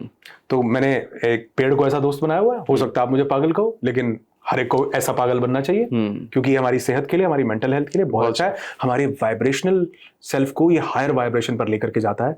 तो जितना हो सकता है ग्रैटिट्यूड कीजिए, बांटिए, नेचर के साथ कनेक्ट कीजिए, समंदर में, पहाड़ों में, वादियों में। मतलब हमारा तो ज्यादातर समय, हमारे साथ लोकेजियन का रिजॉर्ट है अपना मसूरी में, भी हमें ले जाते हैं और हम, मतलब अभी भी हम यही चर्चा कर रहे थे थोड़ी देर पहले कि नेक्स्ट ट्रिप हमारा कब है। इसलिए मैंने आपको बताया ना कई सारे वेंचर्स, क्योंकि अब टाइम कहीं और देने का मन है, अपने साथ कनेक्टिविटी एस्टैब्लिश करने का मन है। तो हायर वाइब्रेशन पर लेकर के जाइए, बहुत तेजी से मैनिफेस्टेशन, पूरा मैनिफेस्टेशन करना ही नहीं पड़ेगा, अपने आप होता जाएगा। एक चीज, एक सवाल जो आता है नॉर्मली कि जब, आई थिंक थोड़ा पार्ट हमने कवर भी किया है कि मैनिफेस्टेशन पीरियड को चैलेंजिंग टाइम में कैसे कंसिस्टेंट करते रहे हैं, या आपने वैसे बताया कि जो अगर उसकी बर्निंग डिजायर बहुत स्ट्रांग है, लेकिन लोग अक्सर तो यही ज्यादा चैलेंजेस तो यही फेस करते हैं ना कि दे वांट टू मैनिफेस्ट, बहुत सारी चीजें मैनिफेस्ट करना चाहते हैं, लेकिन जैसे ही चैलेंज आता है, बहुत ज्यादा चैलेंज आता है, तो वो पूरा वो कोप भवन में चले जाते हैं और वो सब कुछ चीजें होल्ड पर डाल देते हैं। तो उनके लिए क्या क्या तरीका है, व्हाट शुड दे डू? हमारे ना पंजाबी में एक कहावत है, समझते हो आप थोड़ी? हाँ बिल्कुल। पंजाबी में कहते हैं, ऊपर वाला देन तो पहला पांडा टो लेंदा है वो चेक करता है कि ये लेने लायक भी है या नहीं है। कई लोग ऐसा बोलते हैं, कहते हैं यार मैं किसी और चीज के लिए बना था, कहीं और आ गया। मैं ये जो जॉब कर रहा हूं, जो काम कर रहा हूं, ये मेरा चॉइस नहीं है, बाय चांस मैं यहां आ गया। There are only 2 types of professionals, by chance and by choice. वो लोग जिन्होंने अपना प्रोफेशन चुना है बाय चॉइस, वो लोग जो बाय चांस किसी फील्ड में आ गए। मैंने अपने प्रोफेशन को चुना, मेरे फादर ने मुझे प्रिविलेज दिया कि बेटा तुम्हें जो करना चाहते हो तुम वो करो। मैंने चुना, मैंने चूज किया। कई लोगों को लगता है कि मैंने कुछ और करना था लेकिन मजबूरी थी, मैं कुछ और करने लग गया, मैं तो एक सिंगर बना, तो ये मैं तो, जो आपको बाय चांस लग रहा है, मैंने जो किया वो बाय चॉइस है। जो बाय चांस है ना, वो आपका बाय चांस है लेकिन किसी और का बाय चॉइस है। God master plan. मेरे मास्टर प्लान को मैंने चुना है, आपके मास्टर प्लान को किसी और ने चुना है। वो बड़ी जगह भेजना चाहता है, लेकिन वो पहले चेक करता है, टो लेता है कि hello mic testing, hello hello करते नहीं हम 1 2 3 4 1 2 3 4, करेक्ट, चेक करना पड़ता है। कहता है तू बड़ी मंजिल का मुसाफिर है, लेकिन बड़ी मंजिल के मुसाफिर को, बड़ी चीज पाने वाले इंसान को कुछ क्वालिटीज तुझमें हैं, यहां चेक होंगे, और इंसान वहीं मार खा जाता है। तो मुझे ऐसे लगता है कि इसलिए बोला जाता है पेशेंस। ऊपर वाला कह रहा है सब्र कर, सब्र कर, सब्र कर। वो सब्र नहीं करते, नहीं, वो चेक कर रहा है भांडा, मतलब वो बर्तन जो है वो कच्चा निकला, वो कह रहा है भाई तेरे में पानी नहीं डालना, ये किसी और के लिए है। करेक्ट। तो अगला सवाल है कि व्हाइल मैनिफेस्टिंग हम अपने डाउट और नेगेटिविटी को कैसे हैंडल कर सकते हैं, मतलब and about from your experience. क्या बात है, मुझे लगता है कि ये शायद, ये बस इसके आगे तो भगवान का नाम ही है। ये बड़ा शानदार क्वेश्चन आपने पूछा है। मैं अपने पार्टिसिपेंट्स को, जो हमारे बैच में भी आते हैं, मैं उनको 2 पर्सपेक्टिव से इसको समझाने की कोशिश करता हूं। सबसे पहला तो ये, हम क्या करते हैं, जो मैं अपनी जिंदगी में पाना चाहता हूं वो मेरी अनदर रियलिटी है। हम इसको डॉक्टर जो डिस्पेंजा से ऐसे समझते हैं, वो एक अनदर रियलिटी है। जिस लाइफ के स्टेज में मैं अभी हूं, ये मेरी एक और रियलिटी है। जब मैं कहता हूं कि अगर मैं बीमार हूं और मैं कहता हूं कि मैं ठीक होना चाहता हूं, या मैं ठीक हो रहा हूं, या मैं ठीक हो गया हूं, लेकिन उसके थोड़ी देर बाद तो दर्द होता है, तो डाउट आएगा कि नहीं आएगा? अरे सर, आप तो बोल रहे हो लॉ ऑफ अट्रैक्शन करो, जब दर्द आता है तो बिल्कुल ठीक सवाल है। जब दर्द आता है वो भी मेरी एक रियलिटी है। जब मैं कुछ पा लेता हूं वो भी मेरी एक रियलिटी है। क्या आप एक बेटे हो? क्या आप एक हस्बैंड हो? क्या आप एक भाई हो? कैसे? वो भी हो, वो भी हो, वो भी हो, रियलिटी है। ऐसे ही हम सबसे बड़ी गलती ये कर रहे होते हैं कि मैं बीमार हूं तो मैं इससे अपना पीछा कि मैं नहीं हूं। जब तक मैं इसको रोकने की कोशिश करूंगा तब तक ये मेरे को बाउंस बैक मारेगा। मुझे एक्सेप्ट करना पड़ेगा कि एक सिचुएशन में मैं बीमार हूं और अनदर रेल्म में, अनदर पॉसिबिलिटी में, इसको दीपक चोपड़ा ने 7 स्पिरिचुअल लॉज में बहुत बढ़िया तरीके से समझाया है कि ये मेरी एक रियलिटी है, ये मेरी दूसरी रियलिटी है। मैं उस दूसरी रियलिटी को जब जीता हूं तो मैं 100% उस रियलिटी को जीता हूं। लेकिन मैं ये एक्सेप्ट करता हूं कि हाँ, मेरे पास अभी पैसे कम हैं, लेकिन अगर मैं कहूं नहीं आई एम रिच, थोड़ी देर बाद वो बैकफायर कर जाएगा। क्योंकि जब नॉर्मल रूटीन में आऊंगा तब पैसे देने को है नहीं, रियलिटी तो कुछ और है। उस टाइम पर मैं उसको एक्सेप्ट करता हूं, लेकिन मैं मानता हूं कि आई एम बिकमिंग रिचर, मैं और ज्यादा मैं उसको अट्रैक्ट कर रहा हूं। तो सबसे पहला तो ये, जिस करंट सिचुएशन में हो आप उसको एक्सेप्ट कीजिए। एक्सेप्ट कीजिए। रेजिस्ट परसिस्ट्स। करेक्ट। जिसको आप रेजिस्ट करोगे रेजिस्ट करेगा, तो इसलिए रेजिस्ट नहीं करना, सबसे पहला। दूसरा, कई लोगों को एक डाउट आता है, बड़े ध्यान से सुनना। कई लोग कहते हैं सर 1 करोड़ रुपया बहुत बड़ी बात है, बीमारी ठीक हो जाना। मतलब हम सोचे ना कि 50 रुपए कमा रहा हूं, 200 कमा लूंगा तो ठीक है। लोग कहते हैं यार 1 करोड़ कैसे सोच लूं सर, ये तो बहुत बड़ी बात है, कैसे सोच लूं? तो मैं उनको यही 2 डाउट आते हैं। बड़ा है, बहुत दूर है, पॉसिबल नहीं है, यही विश्वास डगमगा जाता है। 4 दिन में करना कैसे होगा? मैं कहता हूं, एक एग्जांपल लेते हैं कि अमित जी, आपको 5 रुपए की जरूरत है, आप मुझसे 5 रुपए मांगते हो। मैं आपका बड़ा अच्छा दोस्त हूं कि नहीं? बिल्कुल अच्छे दोस्त हैं। बिल्कुल। आपको 5 रुपए की जरूरत हो, आप मेरे से मांगो 5 रुपए, तो कितने % श्योर हो आप कि मैं वो 5 रुपए आपको दे दूंगा? 100%। 100%। 200%। कोई डाउट ही नहीं है। अगर आप मुझसे 500 रुपए मांगो तो कितने श्योर हो कि मैं आपको दे दूंगा? 100%। 100%। अगर आप मुझसे 70 करोड़ रुपए मांगो तो कितने % श्योर हो कि आपको मिल जाएंगे? हाँ, मैं सोचूंगा। तो आप सोचो, मतलब मैं कहूंगा शायद 0, क्योंकि ये बहुत बड़ा अमाउंट है। अब सपोज करो कि आपके सामने अनुराग ऋषि नहीं बैठा, आपका यही वाले दोस्त का नाम है अनंत। थोड़ा सा मैं बड़ा हूं, ज्यादा सोफा लगेगा, लेकिन मेरा नाम है अनंत। ऐसी हमारी दोस्ती है। अब आप मुझसे 70 करोड़ मांगो, कितने % चांसेस हैं कि मैं आपको दे दूंगा? 100%। 100%। पता है क्यों?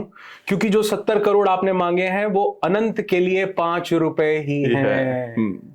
समझ रहे हो? बिल्कुल, बहुत सही। कहते हैं मांगने वाले की औकात देख के मत मांगो, देने वाले की जात देख के मांगो। करेक्ट। जिसने इतना बड़ा यूनिवर्स रच दिया, उससे आप 10 ही करोड़ तो मांग रहे। 6,70,930 ट्रिलियन डॉलर पूरी दुनिया में अगर हैं, उसमें से 10 करोड़ ही तो मांगे हैं। उस गाने को याद कर लो, कैसे कैसों को दिया, ऐसे वैसों को दिया है, मुझको भी तो लिफ्ट करा दे, थोड़ी सी तो लिफ्ट करा दे। तो जब हम मांगते हैं हमें लगता है कि हम बहुत बड़ा मांग रहे हैं। आप अपने हिसाब से बहुत बड़ा मांग रहे हो, देने वाले के लिए तो वो पीनट्स भी नहीं है। जिस दिन ये समझ में आ जाता ना कि मांग किससे रहा हूं, उसने जिसने ये कायनात बनाई है, उसने जिसने 80 लाख प्लैनेट्स जिनको हम जानते हैं, उससे ज्यादा तो होंगे, हम जानते नहीं हैं। हमारी पूरा यूनिवर्स 13.8 बिलियन ईयर्स अगो पूरा इतनी दूर तक एक्सपैंड है। वो हम जानते हैं, उससे दूर हम देख नहीं सकते। हबल देख नहीं पा रहा है, कोई नया हबल पॉइंट 2.0 आएगा, वो देख पाएगा, वो बताएगा भैया 13.8 बिलियन नहीं 670.8 ट्रिलियन पता नहीं कहां तक फैले हुए, और तुम्हारी तरह के तो कई चूं-चां करते हुए यूनिवर्स में घूम रहे हैं, देख नहीं पा रहे। सर उसकी इतनी बड़ी जात है, हमारी क्या औकात है? हम डर जाते हैं 1 करोड़, अरे बहुत बड़ा है। बड़ा नहीं है भैया, मटर के दाने के समान है उसके। तो ये मत सोचो मांग कौन रहा है, ये देखो देने वाला कौन। अमेजिंग, बहुत बढ़िया, अमेजिंग यार, बहुत सही। आपका बिलीफ 1 मिनट में बता, द बस 10 करोड़, अरे उसको तो वो अनंत को तो 38,000 करोड़ दिए हुए हैं। क्या उसके 3 हाथ हैं, आंखें 3 हैं, क्या फर्क है? मैं भी वही हूं, वो भी वही है, और मैंने तो उसका बड़ा थोड़ा सा मांगा है, मुझको भी तो लिफ्ट करा दे थोड़ी सी। तो अगर हम उस रियलिटी को, करंट को एक्सेप्ट करें, रेजिस्ट नहीं करें, और यकीन रखें कि किससे मांग रहा हूं, कितनी बड़ी चीज से, कितनी यूनिवर्स से मांग रहा हूं, यूनिवर्सल इंटेलिजेंस से, 100% आपका कन्विक्शन डेवलप होगा, बिल्ड होगा, और वो 10 करोड़ बड़े नहीं लगेंगे, गाड़ी बड़ी नहीं लगेगी, बंगला बड़ा नहीं लगेगा, कुछ सब लगेगा कि ये तो पीनट्स है तुम्हारे लिए, मुझे भी लिफ्ट करा दो। Amazing, amazing. तो क्या आप भी जो कॉन्सेप्ट है डिवाइन टाइमिंग का, do you believe in that? हाँ, एब्सोल्युटली। मुझे लगता है कि बिना टाइमिंग के कुछ नहीं होता। हमारा जो कर्म है, उस कर्म के फल की प्राप्ति होने के लिए एक समय निर्धारित किया जाता है। इसीलिए कहा जाता है कि यार ये क्या कॉन्सेप्ट हुआ कि मैंने कुछ अब किया है और मिलेगा अगले जन्म में। ये बंदा गलत काम कर रहा है, इसको मिल नहीं रहा, इसको बढ़िया मिल रहा है, मिलेगा इसको। ये क्या कॉन्सेप्ट हुआ? ये कॉन्सेप्ट यही हुआ कि हर एक चीज का एक समय है। आप कितनी भी कोशिश कर लो, कितनी भी कोशिश, अगर आप आम की गुठली लगा दो तो जब उसका सीजन आएगा वो तभी फूटेगा, उस पर फल तभी आएगा। कितनी कोशिश कर लो, एनवायरनमेंट बदल दो, कई मशीन्स लगा के इंटेंस प्रक्रिया कर दो, नहीं बात बनेगी। एक बेबी जब इस दुनिया में आएगा उसको 9 महीने 8 महीने लगेंगे। कितनी कोशिश कर लो, 1 महीने में नहीं होगा। क्यों नहीं होगा? क्योंकि उसके बनने का एक प्रोसेस है। ऐसे ही जो आपने मैनिफेस्ट करना है, उसके होने का भी एक प्रोसेस है, उसकी एक टाइमिंग होगी, उसका जिसको हम संयोग बोल देते हैं। हाँ, संयोग का मतलब क्या है? संयोग, मान लो सपोज करो मैंने किसी से 20 रुपए लेने थे, मेरे 20 रुपए उसने चुरा लिए। अब वो चुरा के चला गया कनाडा, ठीक है जी। अब मुझे कहां से मिलेंगे? इसके लिए पूरी गेम सेट होगी। वो हो सकता है किसी दिन बीमार होना पड़ेगा, होके डॉक्टर के पास जाएगा, उसको 20 रुपए पे करेगा। वो डॉक्टर किसी दिन इंडिया आता होगा, हो सकता है कोई उसको भी हीलिंग करवानी हो, इंडिया में आएगा, सुनेगा कोई अनुराग ऋषि है, उसका इवेंट ज्वाइन करेगा। वो इवेंट की हमारी फीस होती है 46,000 रुपए, वो पे करेगा। मतलब वो गए 20, घूम के कुछ और आ गए। मजाक कर रहा हूं, लेकिन कहने का मतलब यह है कि ये इस सब में एक प्रोसेस लगेगा, संयोग बनेगा। बिना संयोग बने वो मेरे पास नहीं। आप बहुत ताकतवर हो अमित भाई, बहुत ज्यादा, आपकी बॉडी, आपके डोले शोले मुझे दिख रहे हैं। हमारी लड़ाई हो जाए, गलती मेरी ना हो, आप मुझे पीट दो, मैं आपको कुछ नहीं कह सकता, मैं पिट गया। अब मैं तो कुछ कह नहीं सकता, समझ रहे हो? तो यूनिवर्स को यह संयोग बनाना पड़ेगा कि आप किसी बाउंसर की गाड़ी पे टक्कर मारो। मतलब मैं एक समझाने का तरीका मेरा अलग है थोड़ा। वो उतरे और वो बदला ले ले आपका बदला ले ले मेरा, क्योंकि कभी उस बाउंसर के साथ मेरा कोई संबंध रहा हो। तो हर चीज उस टाइम के अकॉर्डिंग होगी, संयोग वसात होगी, वो संयोग बनेगा। लेकिन संयोग बनेगा कर्म से। कई लोग समझते हैं कि समय के अनुरूप सब होगा, वो समय के अनुरूप भी तब होगा जब आपने उसके अकॉर्डिंगली कर्म किया होगा। आप देख रहे हो कि आम निकलेंगे, आम निकलेंगे, आम निकलेंगे, वो तब निकलेंगे जब आपने गुठली डाली है, सीड डाला है। अगर कर्म ही नहीं किया तो समय भी कुछ नहीं कर पाएगा। समय भी कर्म का गुलाम है, फल भी कर्म का गुलाम है। अभी थोड़ी देर पहले मैं डिस्कस कर रहा था कि श्री कृष्ण अवतार कहते हैं जिनको, उनको भी मृत्यु हुई। एक भील ने उनके पांव में तीर मारा, उसको लगा कि हिरन है, उनके पैर की मणि थी जिसमें तीर लगा। वो आके पास में देखा, अरे भगवान कृष्ण, मुझे पता होता आप हैं। तो कहते पता होता का रोल ही नहीं था, कभी मैंने तेरे साथ ये काम किया था, उस कर्म का फल मुझे लेके ही जाना था। तो ये चैप्टर क्लोज। तो खुद भगवान कर्म के फल को बदल नहीं पा रहे हैं, तो कर्म का फल भगवान के हाथ में नहीं है, समय के हाथ में नहीं है, वो सिर्फ उस कर्म के हाथ में है। तो अगर आज हमको गलत फल मिल रहा है तो समझो कभी ना कभी हमसे शायद कुछ ऐसा हुआ है, मेंटल एक्शन हो सकता हो जिसको हम एक्शन में कंसीडर ही नहीं करते। तो उस कर्म को हमको फल मिलना है। और अगर आप चाहते हो कि आने वाले समय में मेरे साथ ये ना हो, तो आज जो समय चल रहा है उसमें अपने मेंटल एक्शंस को बदलो, अपने थॉट प्रोसेस को बदलो, अपनी वाइब्रेशंस को बदलो, ग्रैटिट्यूड, लॉ ऑफ शेयरिंग, थोड़ा सा अपने आप को हायर फ्रीक्वेंसी की तरफ लेकर के जाओ और आप देखोगे जिंदगी, दुनिया बहुत खूबसूरत हो जाएगी, हर चीज को अचीव कर सकते हो। इसीलिए कहा गया यथा ब्रह्मांडे तथा पिंडे, जो ब्रह्मांड में एनर्जी है वही इस पिंड में एनर्जी है। तो एक आखिरी क्वेश्चन मैं आपसे पूछना चाहूंगा कि जो हमारे लिसनर्स सुन रहे हैं, जो लॉ ऑफ अट्रैक्शन की प्रैक्टिस कर रहे हैं, मैनिफेस्टेशन कर रहे हैं, अपने सबकॉन्शियस माइंड की पावर को यूज करके अपनी लाइफ में पॉजिटिव चेंजेस लाने की कोशिश कर रहे हैं, एक any thought you want to give them जिससे उनकी लाइफ एक्चुअली में ट्रांसफॉर्म हो सके। आई एम श्योर बहुत सारी बातें उन्होंने कर दी हैं अब तक, तो मतलब मैं मेस्मराइज्ड हूँ। आई एम श्योर उन्होंने भी सेम महसूस किया होगा, लेकिन एनी अदर थॉट और any add on you want to give the last words? हाँ श्योर, मैं चाहता हूं कि अगर आप अपनी जिंदगी में कोई परिवर्तन लाना चाहते हैं, मैसिव चेंज लाना चाहते हैं, तो उसका सबसे बड़ा जो रास्ता है वो गुजरेगा आपकी कॉन्शियस अवेकनिंग से। आप अगर थोड़ा सा यथार्थ में आ जाएं, प्रेजेंट मोमेंट में आ जाएं, इस पल में आ जाएं, तो मैं कहता हूं कि शायद हो सकता है आपको दुनिया में किसी और चीज की जरूरत ही ना पड़े। ये वो चीज है जिसने कईयों को बुद्धू से बुद्ध बनाया। क्यों?